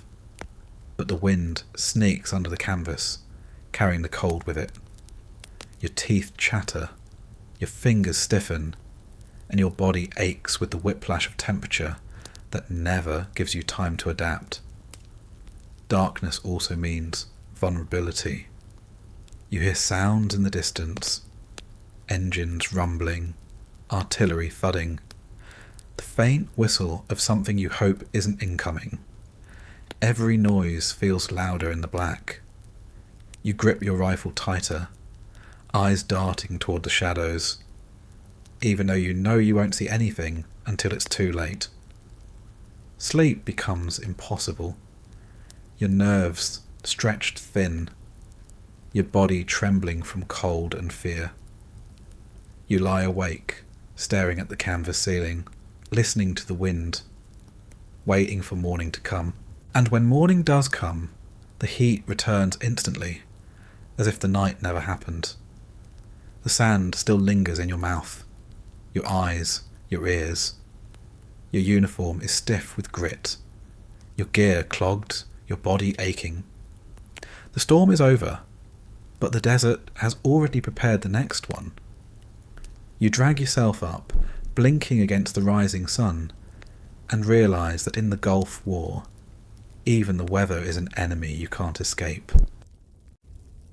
By now your stomach is chewing on itself. The heat has drained the energy out of you, the sand has ground into your skin, and the march has left you hollow. Out here, food isn't something you look forward to.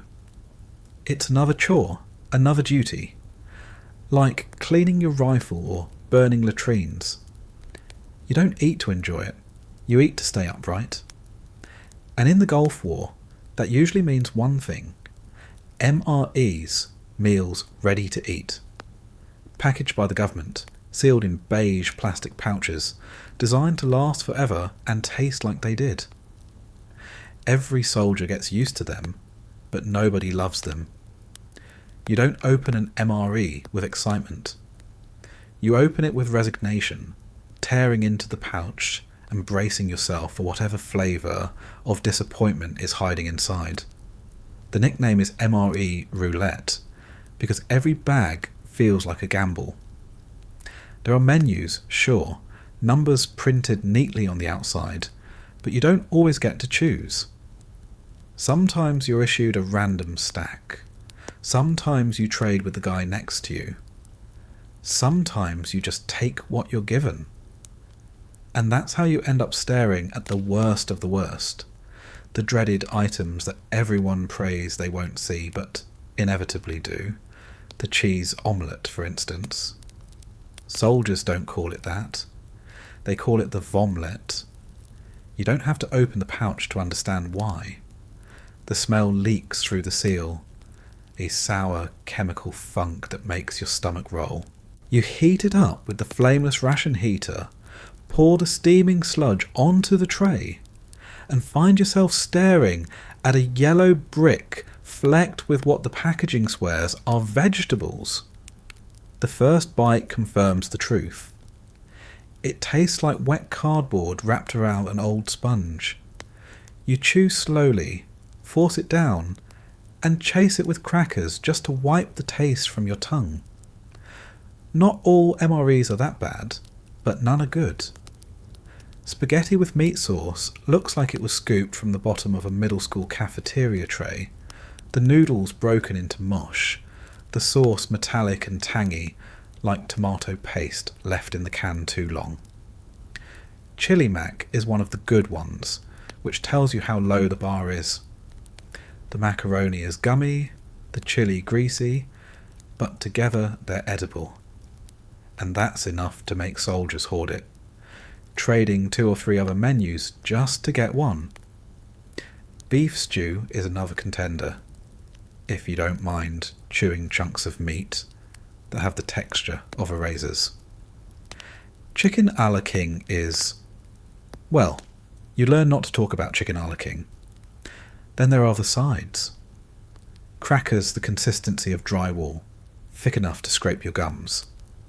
They crumble into powder in your mouth, sticking to your tongue until you choke them down with warm water.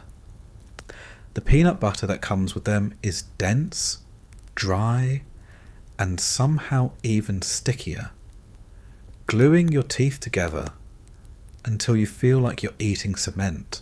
Cheese spread is worse, a neon orange paste that oozes from its pouch with the smell of something designed in a laboratory. Soldiers spread it on everything anyway, because calories are calories, and taste stopped mattering weeks ago. The desserts are supposed to be the prize at the bottom of the bag, but they're no better. Brownies so dense they could stop a bullet, crumbly on the edges, but gummy in the middle, tasting faintly of cocoa, and more strongly of cardboard. Pound cake is a rare treat, but it's oily and dry at the same time, leaving a film on your tongue that not even coffee can wash away. On lucky days, you might find a pack of Charms candies, bright little squares of sugar that are supposed to taste like fruit, but mostly taste like regret. Rumour says they're cursed. Eat them, and your day will go to hell. Superstition spread fast in the desert, and soon whole platoons are tossing their charms straight into the sand, unwilling to take the risk. The drink powders don't help much either. Orange, grape, lemon lime, flavours you'd recognise if they weren't mixed with the faint tang of iodine-treated water. You pour the powder into your canteen, shake it until it foams, and take a sip. It tastes like melted cough drops mixed with metal. But at least it's something different from warm water. You finish the pouch quickly, knowing the sugar will keep you moving for another hour, maybe 2, before the crash sets in. The flameless ration heater is its own experience, a slim plastic sleeve filled with mysterious chemicals, activated by adding a few ounces of water. It hisses, steams, and heats your food in minutes, filling the tent with the smell of wet cardboard and scorched plastic. Sometimes it works. Sometimes it doesn't. When it doesn't, you eat your meal cold, the grease congealed, the noodles stiff, the meat chewy. Cold or hot, the taste barely changes. You eat it anyway, because hunger doesn't leave you the luxury of choice. Trading becomes a daily ritual. Soldiers swap menus like playing cards, bargaining with crackers, dessert pouches, or instant coffee packets. Chili mac is gold, the vomlet is a curse, and everything else falls somewhere in between. You see soldiers haggling with the desperation of Wall Street traders, trying to unload their omelettes for anything better. Sometimes a deal works. Sometimes you're stuck staring at the pouch of doom, resigned to your fate. Eating in the desert isn't just about the food. It's about the setting. You sit on a crate, on the hood of a vehicle, or cross-legged in the sand, unwrapping pouches and slurping down sludge, while flies buzz around your face. Dust blows across your tray, sticking to your food until you don't bother brushing it away anymore. You chew sand along with your spaghetti, swallow grit with your coffee, and pretend it doesn't matter. Everyone else is doing the same thing. Nobody complains. Complaining won't change the taste, won't make the food better. It just makes the misery louder. Some days, you're too tired to heat anything at all. You tear open a pouch, squeeze the contents directly into your mouth, and swallow without chewing. Cold beef stew, cold spaghetti, cold scrambled eggs. It's all the same after a while.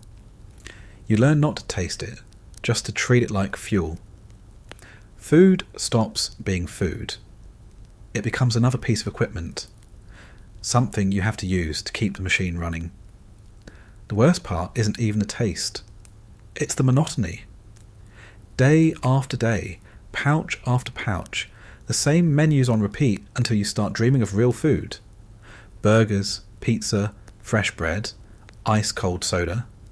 Things so ordinary back home, but out here they feel impossible, mythical.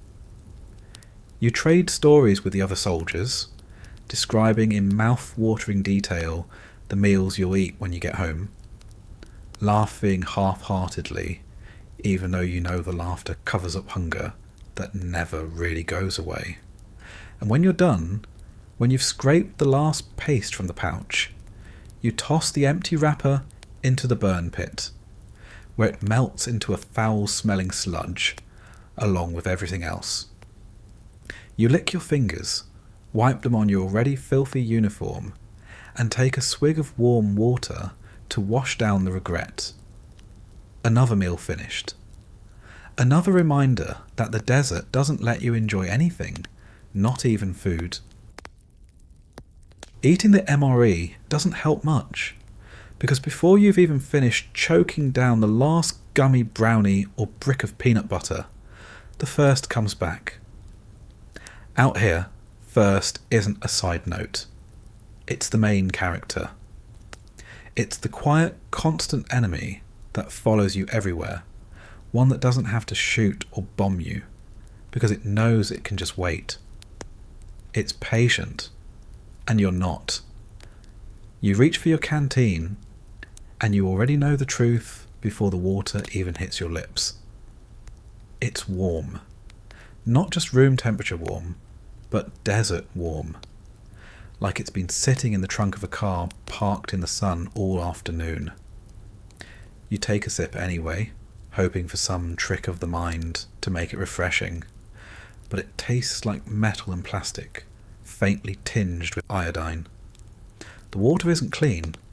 It's been filtered, treated, stored in plastic bladders for weeks. The army swears it's safe, but your tongue tells you otherwise. It leaves a chemical tang in your mouth, one that makes you grimace but swallow anyway. You don't drink for taste. You drink because if you don't, you collapse. The thirst never goes away. You can down an entire canteen in one sitting, gulping greedily until your stomach sloshes. And 10 minutes later, your mouth feels dry again. Your lips cracked, your tongue swollen. The heat is stealing water from you faster than you can pour it back in. You feel it dripping down your back, soaking your shirt, running into your boots. It's leaving salt stains on your uniform like ghostly white outlines of where your body is slowly draining itself away.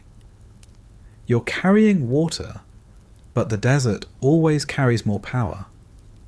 Salt tablets are supposed to help. Medics hand them out, telling you to swallow one with every canteen to keep your body from flushing everything away. You choke them down, bitter little pills that stick in your throat, scratchy and dry before you can even get water over them. They make your stomach twist, cramps building like knots in your gut. You feel heavier after taking them, weighed down with chalk and regret. But they keep you sweating, keep your body tricked into balance, and that's the best you can hope for. You learn quickly that thirst isn't just physical, it gets inside your head. You start fantasizing about water the way other people fantasize about vacations. Not lakes or oceans. Those feel too far away, too impossible. You dream about a glass of ice water, condensation dripping down the side, so cold it hurts your teeth. You imagine opening your fridge back home, hearing the hiss of a soda can, feeling the fizz sting your throat. You can almost taste it, and then reality hits when you take another sip of your canteen and get nothing but warm metal water. The disappointment tastes worse than the drink itself. Sometimes, when you're lucky, resupply brings pallets of bottled water.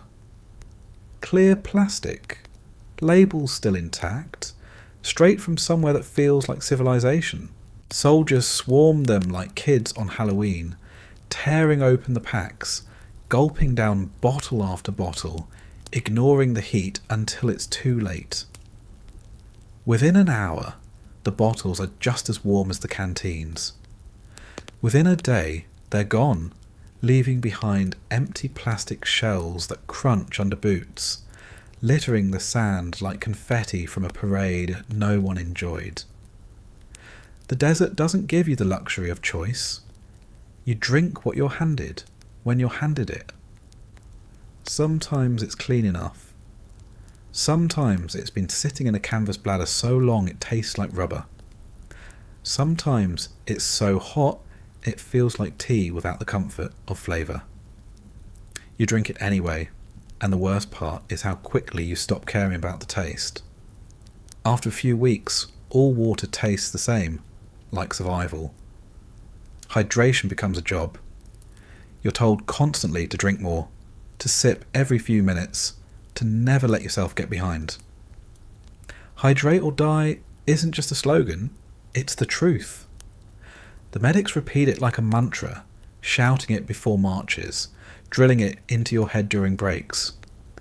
You roll your eyes, you mutter jokes, but you listen, because you've seen what happens when someone ignores it. The signs creep in quietly. A soldier stumbles, his face flushed bright red, lips cracked white, eyes glassy. He sways on his feet, collapses into the sand, and doesn't get back up. Medics rush in, yanking off his helmet, pouring water over his head, forcing tablets and canteens into his mouth. He blinks, dazed, mutters something about being fine, but he isn't. He's cooked from the inside, and only gallons of water will bring him back. Sometimes it works, sometimes it doesn't. You learn quickly not to joke about dehydration. The desert doesn't think it's funny.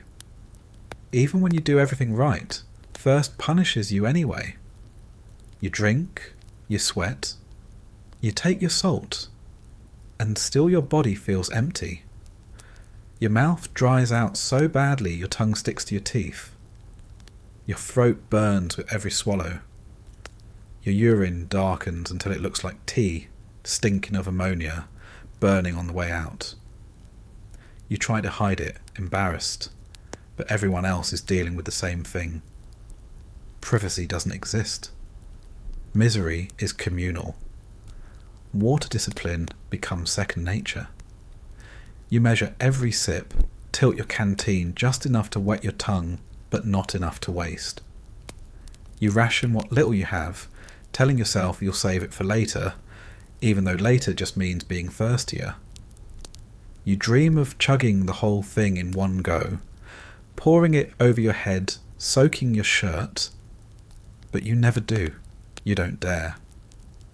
The desert makes sure you don't. The strangest part is how thirst stops being a crisis and becomes normal. At first it feels unbearable, like torture. After a few weeks, it's just background noise.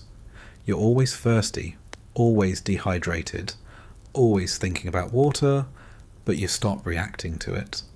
You get used to your lips being split, your throat being raw, your skin tightening under the sun. You stop noticing the constant dizziness, the headaches, the weakness in your muscles. Thirst becomes who you are, and you march forward with it, like it's another piece of gear strapped to your back.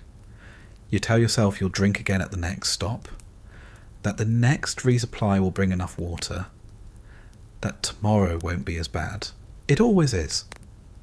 And no matter how much you drink, no matter how disciplined you are, the desert always wins. You've choked down the warm water, checked your canteen, and tried not to think about how thirsty you'll be in an hour. The next job waiting for you isn't glamorous, and it isn't optional. Out here, your rifle is more than a piece of gear. It's the thing standing between you and being a target. The problem is, the desert doesn't care about that. The desert wants to destroy your weapon just as much as it wants to destroy you. Every day becomes a battle against sand, and sand never loses. Your M16 sits on your lap, already looking like it spent the night buried in a beach. Fine grains of grit coat the barrel, fill the magazine well, and crunch in the trigger assembly. No matter how carefully you stored it, no matter how tightly you wrapped it, the sand still got in. It always does.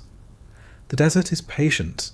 It finds the tiniest crack, the smallest seam, and worms its way inside. You pop the weapon open, and the sound is always the same. Grinding, gritty, like a mortar and pestle. Cleaning becomes ritual. You strip it down piece by piece, laying the parts on a rag already dusted with the same stuff you're trying to wipe away.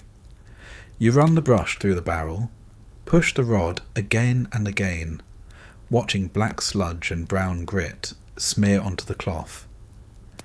You scrub the bolt carrier until your fingers ache, pick grains of sand out of the firing pin channel, blow dust from the magazine like you're trying to exorcise a demon.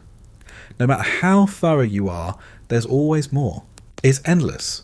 Wipe one part clean, set it down, and by the time you reach for it again, another gust of wind has already covered it in dust.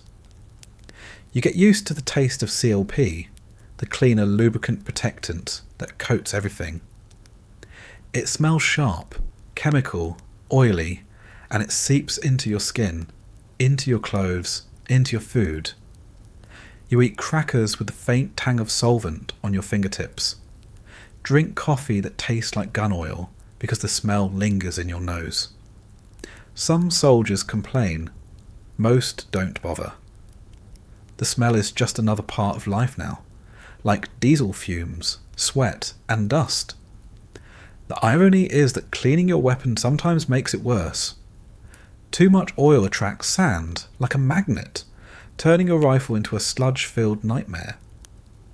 Too little oil, and the parts grind dry, wearing down faster, locking up when you need them most. You try to find the balance, wiping down carefully, greasing sparingly, but the desert laughs at your precision. You know that at any moment, the wrong gust of wind could turn your weapon into a useless metal stick. Every soldier develops tricks. Some tape over the muzzle with a strip of duct tape, swearing it keeps sand out without affecting accuracy. Others shove their rifles into plastic bags at night, hoping to wake up with one less thing clogged. You see soldiers tearing MRE pouches open and using the plastic to wrap their weapons, improvising covers because nothing else works. Everyone swears their way is best, but everyone's rifle still jams eventually. The worst part isn't even the cleaning. It's the paranoia. You can't stop thinking about it. You march through the desert, eyes squinting against the sun, back aching under the weight of your pack. And all the while you wonder if the sand is chewing its way into your bolt carrier. Every few minutes you check the safety, run your hand along the magazine, tap the dust cover. You imagine the moment you'll actually need it. A sudden firefight, a Scud missile's impact, an ambush from nowhere, and you see yourself pulling the trigger, only to hear nothing but a click. That thought alone keeps you scrubbing every night, even when your hands are blistered, even when your body begs for sleep. The magazines are their own nightmare. Sand works its way under the feed lips, jams between the rounds, makes the spring crunch and seize.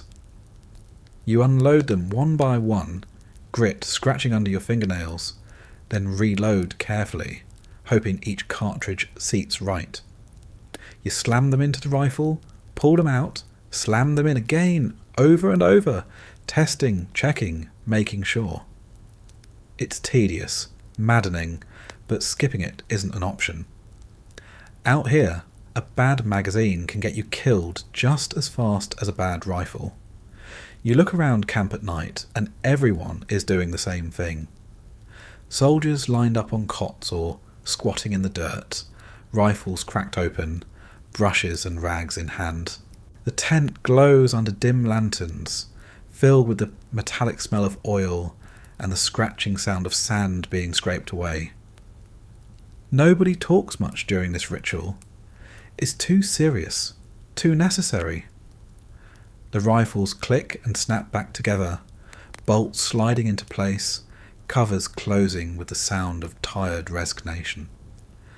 Then the soldiers lay them by their cots, knowing full well they'll wake up tomorrow to the same mess all over again. Sometimes you wonder what's worse, the weapon failing or the maintenance itself.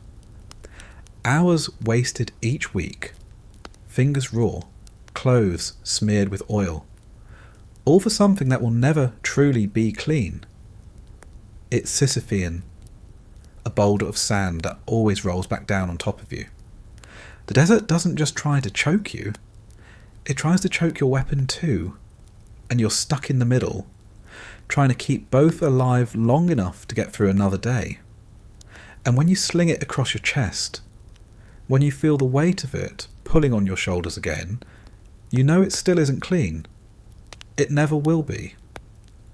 But you'll march with it anyway, because you don't have a choice. By the time the sun dips down, you'd think exhaustion would carry you into sleep without a fight. You've marched until your legs felt hollow, sweated until your uniform turned into a wet rag, and choked on dust until your throat burned raw. Sleep should come the second your body touches the cot, but out here it doesn't. Sleep isn't rest. Sleep is another battle, and most nights you lose it. The tent is already suffocating before you even lie down. During the day, the canvas bakes under the sun, trapping the heat inside like an oven. When night falls, that heat lingers, turning the air thick and sticky, as if you're lying in a damp basement with no ventilation.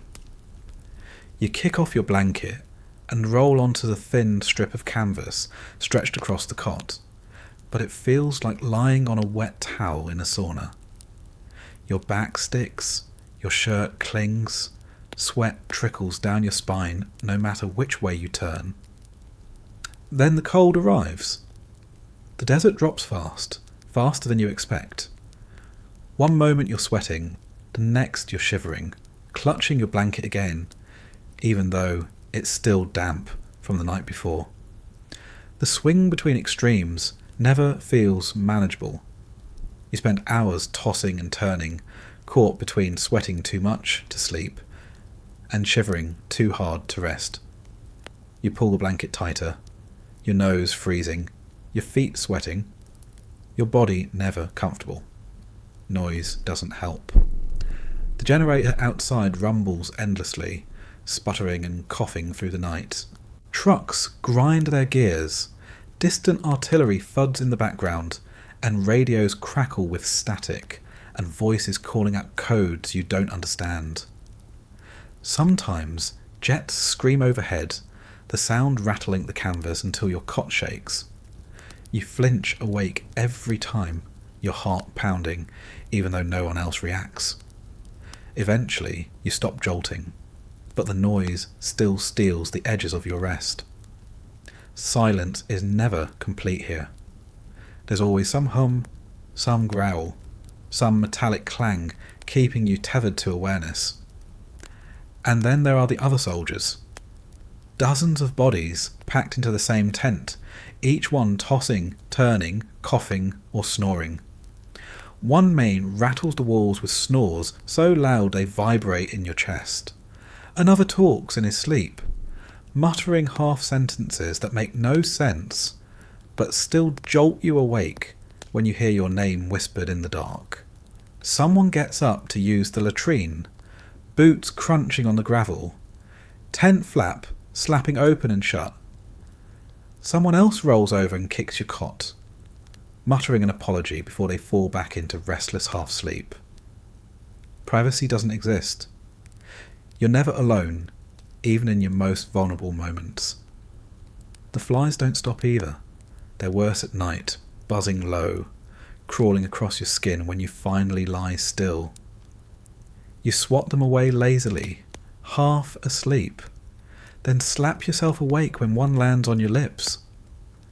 Mosquitoes buzz past your ears, whining until you slap at them in frustration. You pull the blanket over your head, suffocating in your own breath, but at least it hides you from the bugs for a while. You wake up sweating harder than ever, your face sticky, your throat parched, but you accept it because the alternative is lying exposed, chewed alive by wings and stingers. The sand is always there too, sneaking into your cot, coating your blanket, sticking to your damp skin. You shift in your sleep and feel it grinding between your shoulder blades, your thighs, your teeth. You cough it up, spit it out, rub it from your eyes, but it's always back by morning.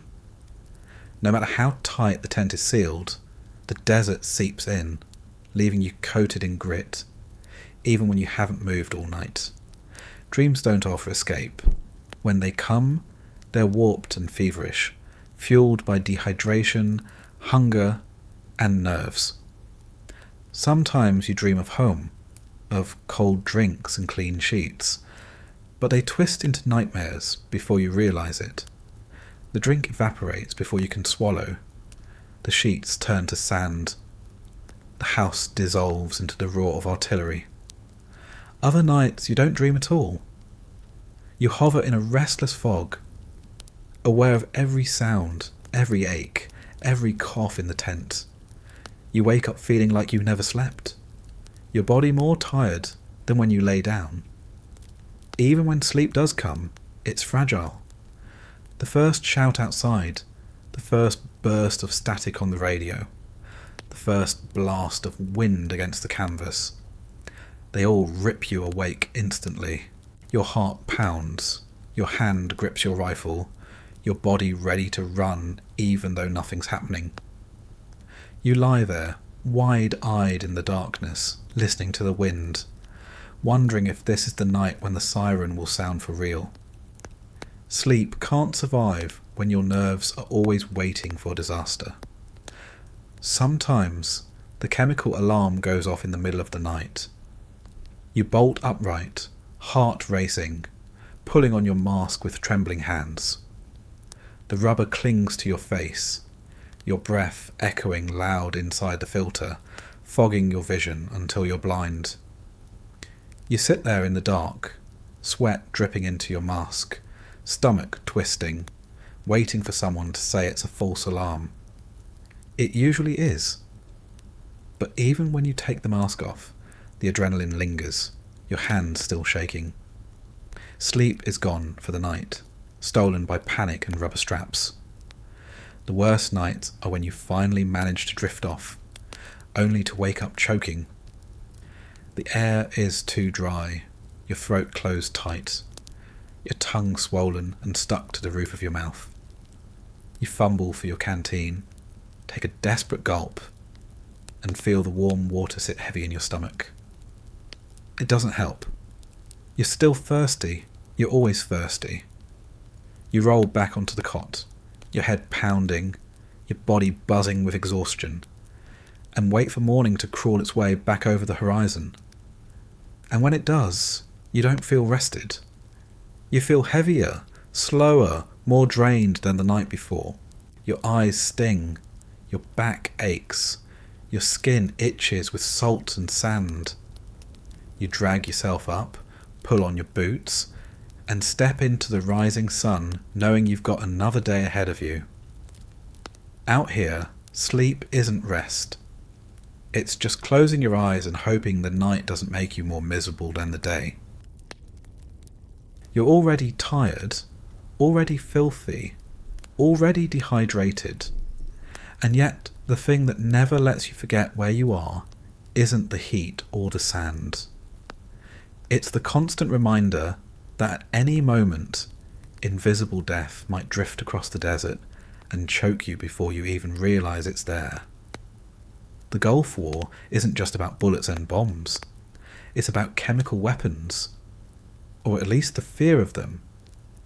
And that fear crawls into your head and stays there day and night, because there's no way to push it out once it's planted. It starts with the gear. Your chemical protection suit sits rolled in your pack, a dark lump of rubberized fabric lined with charcoal. It's heavy, stiff, and suffocating, but you're required to have it within arm's reach at all times. The gas mask hangs from your side, sealed tight in a carrier, the rubber already smelling faintly of plastic and sweat even before you put it on. Gloves, boots, overgarments. The full set feels less like clothing and more like a coffin you climb into voluntarily. Every soldier practices putting it on in seconds. Every soldier fails the first few times. And every soldier remembers the sting of panic when they realise how hard it is to breathe once the mask is locked in place. Drills come often. The alarm wails suddenly, a shrill mechanical scream that cuts through conversations, meals, even sleep. Your body jolts awake before your brain does. You grab the mask, rip open the pouch, shove it against your face. Straps pull tight, rubber seals dig into your cheeks, and your breathing echoes inside the filter like a dying animal. It's loud, unnatural, and suffocating. Every exhale fogs the lenses until you're blind, stumbling through a haze of sweat and panic. You can't scratch your nose. You can't spit out the grit in your mouth. You can barely swallow without gagging. You sit there gasping like a fish in a bag, waiting for the all clear that might take minutes or might take hours. Most of the time, the alarms are false. A sensor catches dust, a machine malfunctions, or someone triggers it accidentally. The siren cuts off, the order comes, and you peel the mask off your face, skin red and clammy, hair damp with sweat. You laugh half-heartedly with the others, curse the wasted energy, but the truth is you're shaken. Because every false alarm makes you think about what will happen if one isn't false. And the answer is never clear. Nobody trusts the suits. You've heard too many stories. Gear issued late, filters that expired months ago, masks that don't seal properly. You check yours obsessively, running your fingers along the straps, testing the filter, pressing the rubber against your face until you're sure it fits. You still don't believe it will save you. The desert heat alone feels like suffocation. Add a sealed suit, and you know your chances of making it through a real attack shrink even faster than your supply of water. Rumours spread through camp like wildfire. Saddam has stockpiles of mustard gas, of nerve agents, of things that can kill you before you know you've breathed them in. Some soldiers swear they've seen shells with chemical markings. Others talk about entire units wiped out by invisible clouds. The stories change, but the fear doesn't. It builds in the back of your mind, whispering every time the wind shifts, every time you smell something strange in the air. Was that diesel? Burned trash? Or was that something worse, something deadly, something you can't fight? The fear changes how you see everything. Smoke on the horizon isn't just smoke. It's poison until proven otherwise. A sudden headache, a cough, a wave of nausea. You wonder if it's dehydration, exhaustion, or the first sign that gas is creeping into your lungs. You tell yourself not to panic, but your hand always drifts toward the mask, fingers brushing the pouch like a security blanket. You check it once, twice, 10 times a day. You rehearse the motions in your head even when you're sitting still. You dream about fumbling with the straps, while the alarm screams and your lungs fill with fire. At night, the fear doesn't go away. You lie in your cot, half asleep, the mask sitting inches from your head.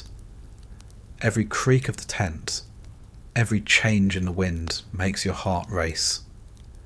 You imagine the siren blaring in the dark. Imagine yourself waking up too slow, choking before you conceal the mask. Sleep becomes lighter, shallower, stolen in short bursts, because your body refuses to let its guard down. You don't rest, you wait. The worst part is the uncertainty. You never know if the threat is real. You never know if the enemy actually plans to use the weapons you've been told to fear. The war is full of speculation, full of promises that something terrible might happen any second. Living with that promise feels like carrying an invisible weight that never comes off. You sweat under the sun, choke in the sandstorms, march until your feet bleed. And through all of it, the fear of gas sits heavier than anything else. And you understand, after a while, that the point isn't whether the weapons are used. The point is that you believe they could be. The point is that the fear itself does the job. It wears you down. It keeps you awake. It makes you jump at every sound and doubt every breath. Out here, the fear of chemical warfare is just as real as the warfare itself.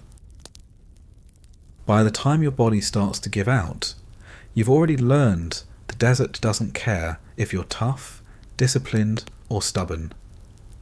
Everyone breaks sooner or later. Blisters split open, heat rashes bloom in the folds of your uniform, dehydration gnaws at your kidneys, fevers rise in the middle of sandstorms. And when you finally stumble into medical care, you discover it isn't a clean white hospital waiting with crisp sheets and smiling nurses. It's another tent, another cot, another place where comfort doesn't exist.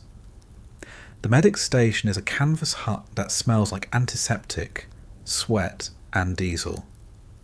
There's no polished floor, no sterile equipment shining under fluorescent lights. Just folding tables cluttered with gauze rolls, bottles of iodine, and boxes of salt tablets stacked high like some cruel joke. The air inside is just as hot as outside, maybe hotter, because the canvas traps the smell of sickness along with the heat. You sit on a cot that sags in the middle, your boots dangling above sand that's already stained with old spills of blood and betadine. The medics work fast, but fast doesn't mean gentle. They don't have the luxury of sympathy. They've got lines of soldiers waiting with the same problems, and they've seen it all before. Heat stroke, infections, sprains, burns from weapon oil heaters, shrapnel cuts, sand rash that's eaten half a thigh raw. They don't gasp, they don't comfort, they don't tell you it'll be okay. They grab what they need, patch you up, and shove you back out as soon as possible, because there's always another body waiting. Take blisters, for example. You limp in with your boots rubbing holes into your heels the size of coins. You peel the socks off, and the medic doesn't flinch. They grab a scalpel, slice the blister open in one quick motion, drain the fluid, slap on a dressing, and tell you to lace your boots tighter next time. You want to argue, to explain that no amount of lacing prevents your feet from cooking inside leather ovens, but you don't bother. You thank them, hobble back out, and try not to think about how the sand will sneak into the wound before you even make it back to your tent. Heat casualties are common. A soldier collapses mid-march, skin bright red, lips cracked, eyes rolling. They're dragged into the medic's tent, laid flat, stripped of gear. Water is poured over them, IV bags jammed into their arms. Fans waved in their faces, even though the air is as hot as a hairdryer. The medics bark orders, curse when veins collapse from dehydration, slam saline into their bodies as fast as possible. Sometimes the soldier sits up after an hour, dazed but alive. Sometimes they don't. You see stretchers carried away, faces pale, lips blue, and nobody asks what happens next. Skin infections spread like wildfire. Sweat and sand breed rashes that turn into sores that fester into wounds. The medics scrub them raw with iodine, the sting worse than the injury itself. You grit your teeth, hiss through the pain, clutch the edge of the cot while they scrub like they're sanding a floor. They wrap it up, tell you to keep it clean, and send you back to the same tent full of dust that made it in the first place. You laugh bitterly, knowing you'll be back in a few days with the same problem, worse this time. Colds and flu don't disappear just because you're in a desert. They hit harder. A cough that won't stop. A fever that makes your body feel like it's being baked from inside. Nausea that drains you faster than the sun. The medics hand you pills, generic antibiotics, chalky painkillers, salt tablets disguised as medicine. You swallow them all with warm water and wonder if they're helping or just giving you something to do while your body fights on its own. Then there are the injuries nobody talks about out loud, the quiet breakdowns. Soldiers who can't stop shaking, who jump at every sound, who sweat through their blankets even when the night is cold. The medics talk to them in hushed tones, hand them pills that make their eyes glaze, tell them to rest even though rest is impossible. Sometimes they bounce back. Sometimes they don't. You see them staring into the sand for hours, faces blank, as if the desert finally emptied them out completely. The supply situation doesn't help. Medics never have enough of anything. Bandages are reused, IV bags rationed, antibiotics stretched thin. You see them tearing strips of cloth from old uniforms to use as slings, improvising splints from tent poles, washing gauze in dirty water because there's no other choice. They do the best they can with what they've got, but what they've got was never meant for an entire war. You respect them, maybe even envy their calm, but you don't mistake it for safety. Waiting for treatment is its own ordeal. You sit on a cot surrounded by coughing, groaning, limping bodies. The air is thick with the smell of sweat and sickness. Flies swarm over bandages, buzzing in ears, crawling across bare skin. The heat is worse here than outside, trapped by canvas and bodies. You breathe shallowly, trying not to gag as the soldier next to you hacks into a rag already stained brown. You glance at the medics, moving quickly from one patient to the next, and wonder how long before it's your turn. Sometimes the wounds are more obvious. A burn from spilled boiling water, a slice from a bayonet drill gone wrong, a twisted ankle from stumbling in the sand. You watch as medics stitch wounds without anaesthesia. the needle biting skin over and over, thread pulling tight with each tug. The soldier on the cot clenches his jaw, fists balled, eyes squeezed shut, sweat pouring down his temples. Nobody screams. You don't scream in the medic's tent. You just swallow it and carry the scar back to your cot like another souvenir from a war that doesn't give out medals for misery. You realise quickly that medical care here isn't about making you better. It's about making you functional. Nobody's aiming for wellness. Nobody's promising comfort. They patch you enough to stand, enough to march, enough to keep moving. And that's it. Healing is a luxury the desert doesn't allow. Out here, the best you get is good enough. And when you finally step back into the sun, bandaged, limping, your skin still stinging from iodine, you realise nothing has changed. The heat is still burning, the sand is still blowing, the thirst is still gnawing. The medic's tent gave you a moment of attention, a few minutes of reprieve, but it didn't fix anything. You're still broken. You're just broken in a way that can keep moving. The days blur into one another out here. Marching, sweating, choking on dust, cleaning your rifle, choking down warm water and cardboard food. Nothing changes. The desert erases time until you can't tell one sunrise from the next. And then, once in a while, something interrupts the monotony. A mail truck rolls into camp. Soldiers gather, not because they expect miracles, but because they hope for something small, something fragile, something human. Letters from home. It's strange how much power a thin envelope carries. Back home, you might toss mail on the counter without opening it for days. Out here, you wait in line with your stomach tight, your name bouncing in your head like a prayer. When the sergeant calls out the roster, each name feels like a bullet ricocheting through the tent. Some soldiers step forward grinning, clutching envelopes or boxes, holding them like treasure. Others slump quietly when the name isn't called, trying to look like it doesn't matter, though the disappointment is written plain across their faces. When your name does come, you take the letter carefully, almost reverently, as if it might crumble in your hands. The paper is already soft, smudged with fingerprints from its journey, corners bent, creases worn thin. You sit on your cot or against a wall, block out the noise, and tear it open with hands that feel clumsy after weeks of holding nothing but rifles and canteens. The words spill out in familiar handwriting, uneven letters that make your chest tighten. Sometimes it's family.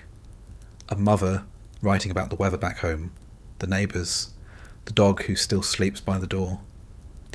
She says she's proud of you, that she worries, that she prays every night. You read it twice, 3 times. The ink blurring slightly as sweat drips from your forehead onto the page. It feels both comforting and unbearable, like the desert has carved you so thin that simple words from thousands of miles away cut straight through. Other times it's friends. Stories of nights out, jokes you can barely remember the context for, reminders that life is still moving without you. They talk about movies that just came out, music you haven't heard, gossip that makes no sense in the silence of the desert. You smile anyway, though the smile fades quickly, leaving behind a hollow ache. The world hasn't stopped for you, and knowing that feels like another kind of punishment. And then there are letters that sting in ways you don't talk about. A girlfriend who writes less and less with each week, the words shorter, the tone cooler. A letter that ends with, "I can't do this anymore," folded neatly like a knife between the ribs. Or worse, no letter at all. Just silence that stretches for weeks, then months. You see soldiers crumble quietly under those silences. They stare at their empty hands during mail call, laugh it off, then lie awake at night, staring at the tent ceiling, chewing on words that never came. Packages are their own ordeal. You see one soldier rip open a box from home, pull out cookies wrapped in foil, still smelling faintly of cinnamon and sugar, even after the long trip. He shares a few, crumbs falling into the sand, and for a moment the tent feels like a kitchen instead of a war zone. Another soldier gets socks, fresh and clean, white as snow until the first step outside. Someone else pulls out a jar of peanut butter, real peanut butter, thick and creamy. Nothing like the dry paste in MREs. He dips crackers into it slowly, savouring each bite like it's a 5-star meal. But packages also bring disappointment. Candy melted into sticky lumps. Soap bottles burst and soaked into clothes. Family photos bent and ruined. Soldiers curse softly, laugh bitterly, then tuck the broken pieces into their bags anyway. Even ruined, they're better than nothing. Letters don't just connect you to home, they remind you of what you're missing. You read about birthdays you didn't attend, weddings you weren't invited to, funerals you couldn't make.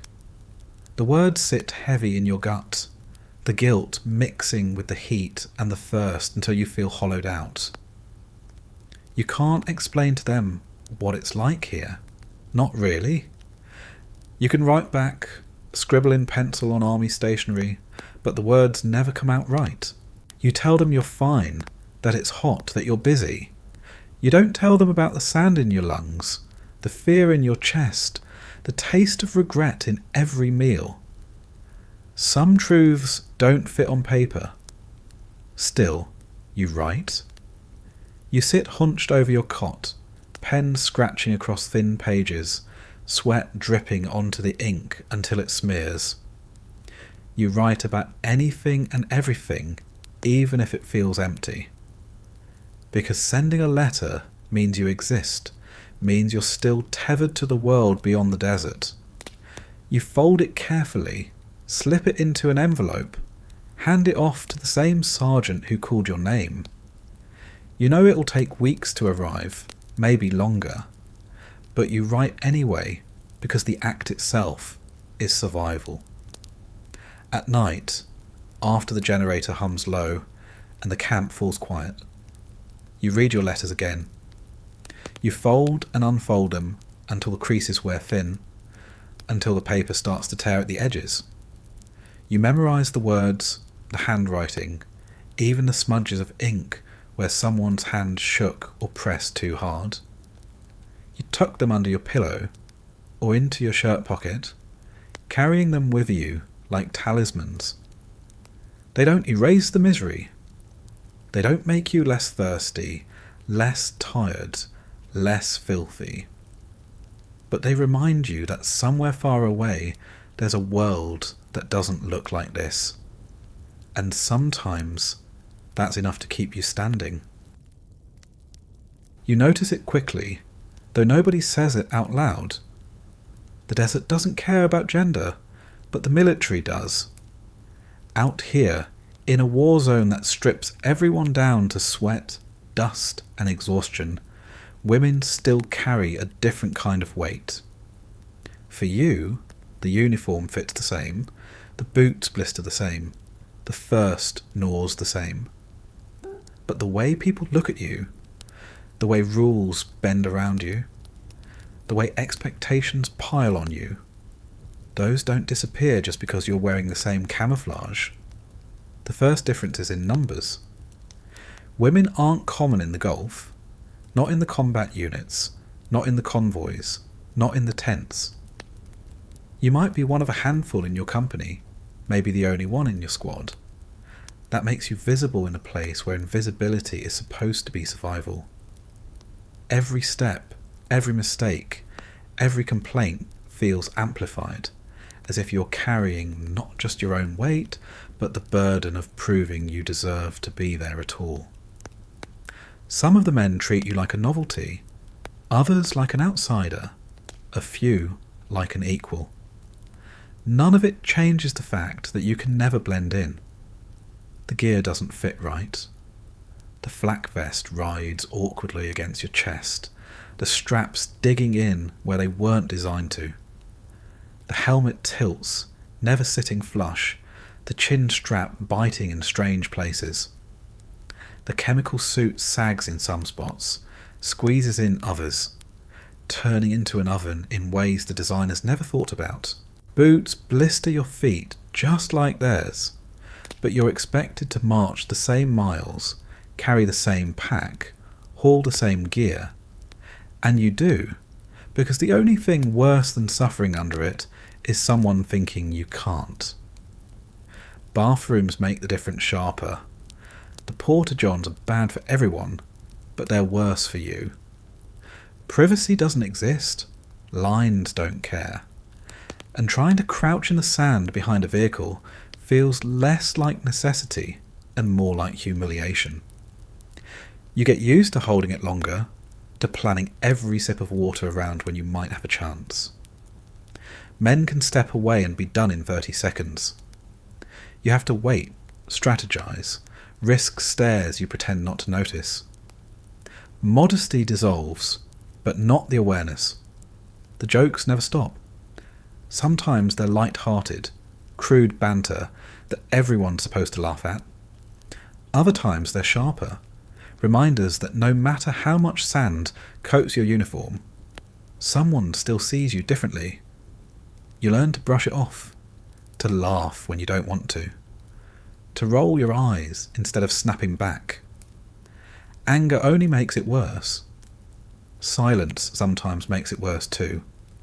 There's no right response, so you just keep marching, keep sweating, keep proving that you're here to do the same job, even if you have to do it under the weight of constant commentary. The double burden shows itself in work. You're expected to keep up with the heaviest tasks, hauling crates, carrying ammo, digging trenches. You do it, even when your body screams, because the alternative is someone assuming you can't. But when the lighter duties come around, when something tedious needs doing, eyes drift toward you too. Paperwork, cleaning, the endless grunt chores nobody wants. Those fall in your lap more often than coincidence would allow. You end up working harder in every direction, because proving yourself means never letting either end slip. And yet, the desert doesn't let you off the hook just because the people around you make it harder. The heat still cooks you. The thirst still gnaws. The sand still grinds into every crevice of your body. You march with blisters. You choke down the same MREs. You sleep restlessly under the same buzzing of flies. Survival is universal, but recognition isn't. Sometimes the resentment comes quietly. You hear whispers that women shouldn't be here, that you're a distraction, that you're making the job harder just by existing. It's muttered in the mess line, in the tents, in the backs of trucks. You don't argue, because the desert isn't the place for debates. You let it wash over you like the sand, abrasive but constant, something you can't fight without bleeding yourself dry. Other times, the camaraderie is real. A fellow soldier offers you the better MRE, trades you socks when yours are worn through, covers for you in line at the latrine. Small gestures, unspoken acknowledgements that everyone is drowning out here, and nobody can afford to push anyone else under. The moments are rare, but they matter. They remind you that under the dust and sweat, some people still see a soldier first. letters from home sting differently. Families worry more, write longer, fill the pages with advice you don't need and comfort you can't use. They remind you to be careful, as if you can choose. They remind you they're proud, as if the desert cares. Sometimes the letters read like eulogies in waiting, the words so heavy with fear that you can barely bring yourself to read them twice. You tuck them away next to the others and try not to let them weigh more than your pack already does. At night, lying on your cot, you feel the eyes more than during the day. The snoring, the tossing, the muttering, all of it feels closer, sharper, when you know you're one of the only women in the tent. You pull your blanket tighter, curl smaller, try to sleep without letting yourself think about the difference. The fear isn't just the sandstorms, the scuds, or the alarms. It's the knowledge that you can't fade into the crowd, no matter how much you want to. You still wake up, still lace your boots, still march into the same endless heat. The desert doesn't give you time to think about fairness. It just demands endurance. So you endure, because that's the only option. You can spend days, even weeks, just slogging through the desert, sweating, choking, cleaning, waiting. Most of the time, that's what the war feels like. Monotony stretched so thin, you start to believe nothing will ever break it. But then it does break, and when it does, it doesn't ease in slowly. Violence here comes fast, without warning, and when it's close enough to touch you, it doesn't look the way you thought it would. The first sound is never clear. A thud, a crack, a whistle in the distance. Maybe artillery, maybe a scud, maybe something else. You tell yourself it's nothing until the ground shakes. Then the air tears open with sound, sharper than anything you've ever heard, and you feel it in your chest more than your ears. Incoming. The word itself is enough to drain the blood from your face. You drop without thinking, pressing yourself into the sand, gear clattering, heart racing.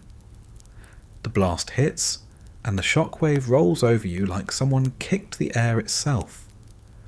Sand showers down, dust fills your lungs, and for a second you're not sure if you're alive or buried. You get up because everyone else does, stumbling to your feet, ears ringing, vision blurred. Smoke curls on the horizon, black and oily, mixing with the desert wind. You grip your rifle tighter, though you don't remember picking it up. Your hands shake, your mouth is dry, and your brain races to catch up to what your body already knows. The war just came close. Sometimes it's artillery, shells slamming into the ground with no warning, throwing dirt into the air like geysers. You watch one crater open up not 50 yards away, the blast wave knocking a soldier off his feet. You see his gear fly one direction, his body another. He doesn't get back up.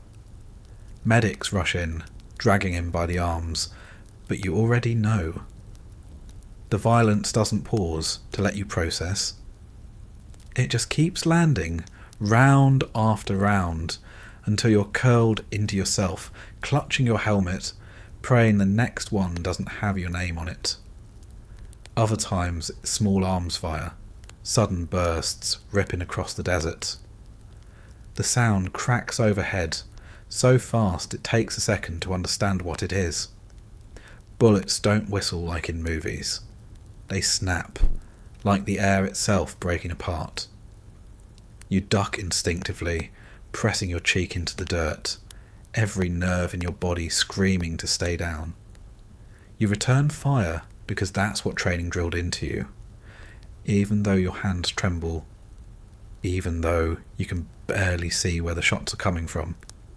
Sand sprays near your boots, grain stinging your legs, and you realise someone was aiming close enough to kill you. The first time you see someone hit, You don't believe it. A soldier drops mid-sentence, collapsing like his strings were cut. Blood soaks through the uniform fast, spreading darker and darker until it's unmistakable. You freeze, every thought screaming at you to help, but training tells you to keep firing, keep watching, keep yourself alive. Medics drag him away while you stare, your stomach twisted, your mouth tasting of bile. Later, you'll remember the sound he made. Not a scream, but a sharp gasp, like the air was punched out of him. That sound will echo in your head long after the desert goes quiet again. Friendly fire is worse, because it feels like betrayal, even when it isn't anyone's fault. A vehicle misfires, a gunner panics, a rocket goes where it shouldn't. 1 second you're lined up behind cover, the next an explosion erupts from your own side. Confusion spreads faster than the dust, shouts filling the air, panic surging because you don't know if you're being attacked or if your own people are tearing you apart by mistake. Afterwards, officers call it an incident. You just call it another reminder that you can die out here without the enemy ever firing a shot. Violence isn't always noise and explosions. Sometimes it's what you find after. The aftermath of an airstrike, twisted metal smoking in the sand, the smell of fuel and burned rubber. Sometimes it's bodies, enemy or otherwise, sprawled in positions that make your stomach churn. The desert doesn't hide death. It leaves it in the open, sun baking it, flies swarming it, every detail laid bare in a way no one wanted to see. You tell yourself not to look, not to focus on faces, but you always do. You remember details you never wanted. The way a hand looks curled around a rifle, the way a boot is half off, the way dust coats everything except the blood. You learn to move past it fast. You have to. The violence comes, it hits, it leaves scars behind, but the war doesn't pause. You march again the next day, the same way, carrying the same gear, drinking the same warm water. The routine resumes as if nothing happened. But it did happen, and you carry it with you. Every thud in the distance, every crack in the air, every shadow moving on the horizon makes your chest tighten. You're never just marching anymore. You're always waiting for the next strike, the next burst, the next reminder that the desert doesn't just want to wear you down. Sometimes it wants to rip you apart, and the worst part is how quickly you stop being surprised. The first blast makes your heart pound, your hands shake. The 10th blast makes you flinch. The 100th makes you duck without thinking. Then keep marching. Violence doesn't stop being terrifying. It just becomes another part of the desert, like the heat, the thirst, the sand. You adapt because you have no other choice.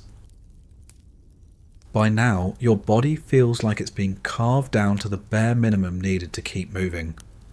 The blisters, the rashes, the thirst, the weight of the gear, all of it has worn you thin.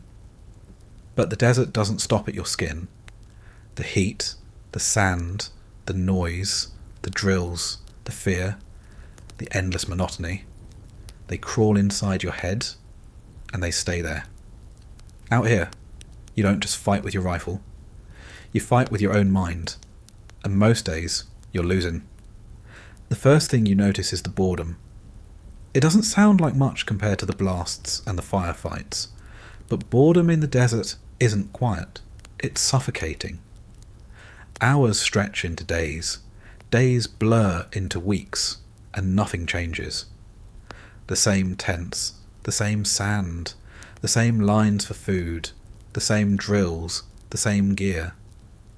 You wake up already knowing exactly how the day will unfold, and somehow that knowledge makes it worse. You don't look forward to anything. You just drag yourself through the motions, like a machine that creaks louder each day. But the boredom doesn't bring peace. It leaves too much room for your brain to fill with everything you'd rather not think about. Every cough makes you wonder if it's gas. Every noise in the distance makes you brace for incoming. Every letter from home reminds you of the life still moving without you. You can't switch it off. The silence of downtime is when the fear presses hardest, when your mind replays drills, accidents, blasts, over and over, until you're choking on them in the middle of the night. Sleep should be the escape, but it isn't. Sleep here is shallow, restless, broken by sirens, by generators, by the snores and coughs of the tent. Dreams turn into feverish hallucinations, sweating through the sheets, jerking awake with your heart racing. Some nights you close your eyes and hear artillery in the distance, only to realise it's your brain replaying sounds that aren't even there. You roll over, clutch your rifle closer, and lie awake until the sky lightens, exhausted before the day has even begun. Paranoia sets in slowly, like the sand creeping into your boots. You start checking your mask more often, fingering the straps to make sure they're tight. You check your rifle again and again, convinced there's grit inside no matter how many times you've cleaned it. You count your canteen sips, worried you'll run dry, even though you've just refilled. The routine doesn't calm you. It makes you twitchy. You're always on edge, always waiting for something to go wrong. And eventually something always does. The waiting eats at you more than the fighting. When violence comes, it's sharp, fast, undeniable. When it's gone, you're left with anticipation, stretched thin over hours and days. You march under the sun, sweat soaking your back, and all you can think about is what might happen. Will today be quiet? Will a siren scream before dinner? Will artillery fall just close enough to scatter the formation? The waiting grinds down your nerves more effectively than the fighting ever could. Even small problems swell into obsessions. A rash that won't stop itching. A cut that won't heal. A cough that lingers. Each one spirals in your head, magnified by the silence, until you convince yourself it's the start of something worse. You watch the medics tape another soldier's blisters, and you imagine your own feet giving out mid-march. You see someone collapse from heat stroke, and you wonder if you'll be next. The desert doesn't just attack your body, it convinces your brain to finish the job for it. The humour soldiers use is dark, because there's nothing else left. You laugh about the vomlet, about the cursed charms candies, about the smell in the latrines. You joke about being buried in sand, about the desert grinding your bones to dust. The laughter sounds real enough in the moment, but it doesn't last. It fades into silence quickly, leaving the same hollow ache behind. You know the jokes are armour, flimsy as the tents, and you cling to them anyway. Isolation stings worst at night. Surrounded by dozens of soldiers, you've never felt more alone. Everyone stares at the same ceiling, listens to the same wind. But nobody speaks about what's crawling through their heads. You hear someone tossing, muttering, sighing, and you recognise it because you're doing the same thing. But the silence between you feels wider than the desert itself. You're all miserable, and you're all alone in it together. The days keep stacking, and the grind doesn't let up. You stop marking time by dates, because calendars mean nothing. You start measuring life in resupplies, in letters, in the rare moments when something changes, even if it's bad. A sandstorm feels almost like a gift, because at least it's different from the monotony. You're grateful for misery as long as it breaks the grind, and that realization gnaws at you more than the thirst ever did. You tell yourself it will end, eventually, that someday you'll step off the plane, taste real air, drink cold water, sleep in a real bed. But the desert has a way of convincing you otherwise. The grind feels infinite.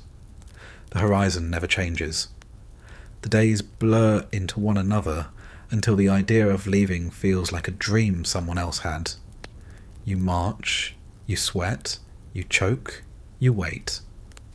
And deep down, you start to wonder if that's all you'll ever do. The desert doesn't last forever, even though it feels like it will. One day the marches end, the tents come down, the trucks load up, and the orders shift. You're going home. That's the word, at least. It doesn't sink in right away, because after months of heat and dust and fear, the idea of leaving feels like a rumour, a story you've heard before but don't believe.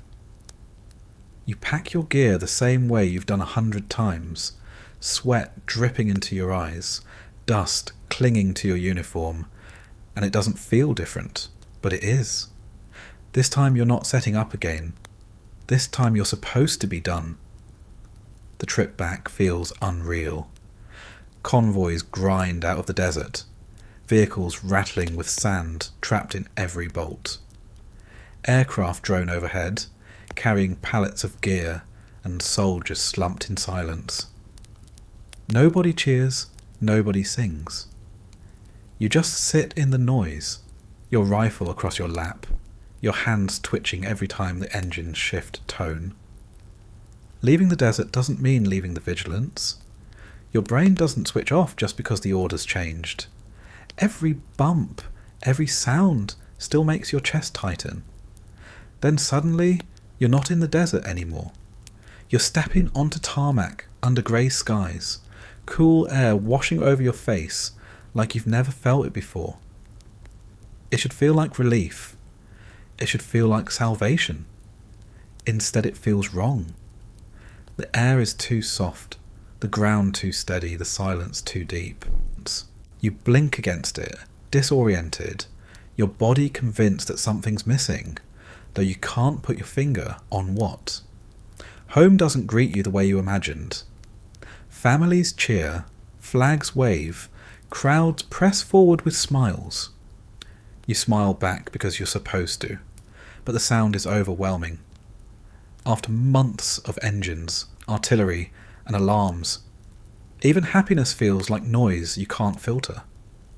You nod, you hug, you say the right words, but inside you're still standing in the desert, your ears still ringing, your skin still burning, your throat still dry. The first shower is supposed to be heaven. You strip down, step into steaming water, and wait for it to wash away everything the desert left on you. But it doesn't. The water runs brown for minutes as sand pours off your skin, but no matter how much soap you use, the feeling lingers. You scrub until your skin turns raw, until the smell of gun oil and sweat feels fainter, but you never feel clean.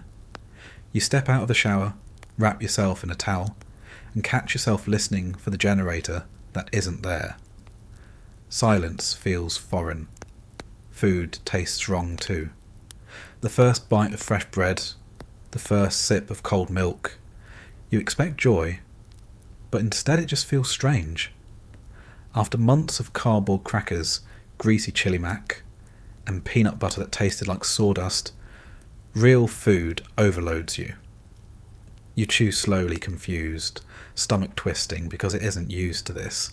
You laugh nervously at yourself, force another bite, but deep down you miss the routine, the miserable certainty of MRE roulette. You don't tell anyone that.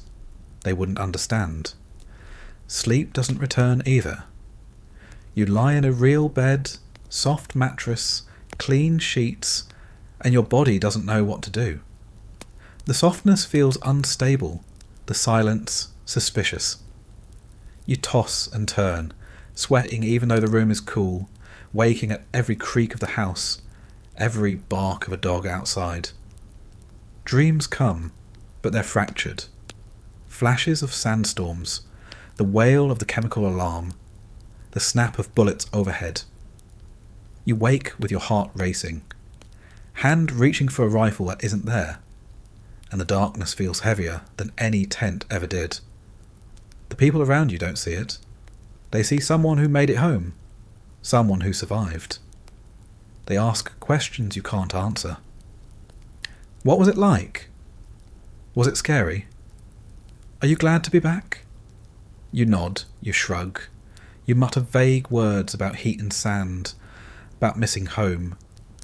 You don't tell them about the smell of burned bodies, the taste of sand in your teeth, the sound of a soldier gasping when the bullet hit. You don't tell them because you know they don't really want to hear it. They want the story, not the truth. The grind follows you in smaller ways. You flinch at fireworks, your body tensing before your brain catches up. You find yourself rationing water, even when the tap runs cold and endless in your kitchen. You fold laundry with military precision, because breaking the habit feels wrong. You sit in restaurants, overwhelmed by the noise, the smells, the colours, until you feel dizzy. You smile at friends' jokes, but the laughter feels forced, like you're imitating who you used to be. The desert doesn't leave. It clings to you, not on your skin but in your head. You carry it everywhere, the memory of the heat, the sand, the noise, the fear. You think about it when you walk across a parking lot in summer, when you hear engines rumbling on the highway, when you catch the smell of diesel in the air. You try to push it down, but it surfaces anyway, sharp and sudden, reminding you that part of you never came back. And maybe that's the truth no one says out loud. You survived, yes. You marched, you sweated, you endured, you came home. But the version of you that left isn't the one who returned. The desert carved pieces away, stripped you down, left scars no medic could dress. You look like the same person, you sound like the same person, but you know the difference every time you close your eyes. The Gulf didn't just test you, it changed you. And long after the sand is gone from your boots, long after the blisters heal and the letters are packed away in drawers, the war stays. Not in the desert, in you. So that's what it looks like when you drop into the Gulf War as a US soldier. Not the quick footage on the evening news, not the clean lines of tanks rolling across the sand, but the slow grind of heat, thirst, fear, and exhaustion that never really lets up. It's not glorious, it's not cinematic, it's not something you'd ever want to live through. It's just survival, day after day, until the desert decides to spit you back out.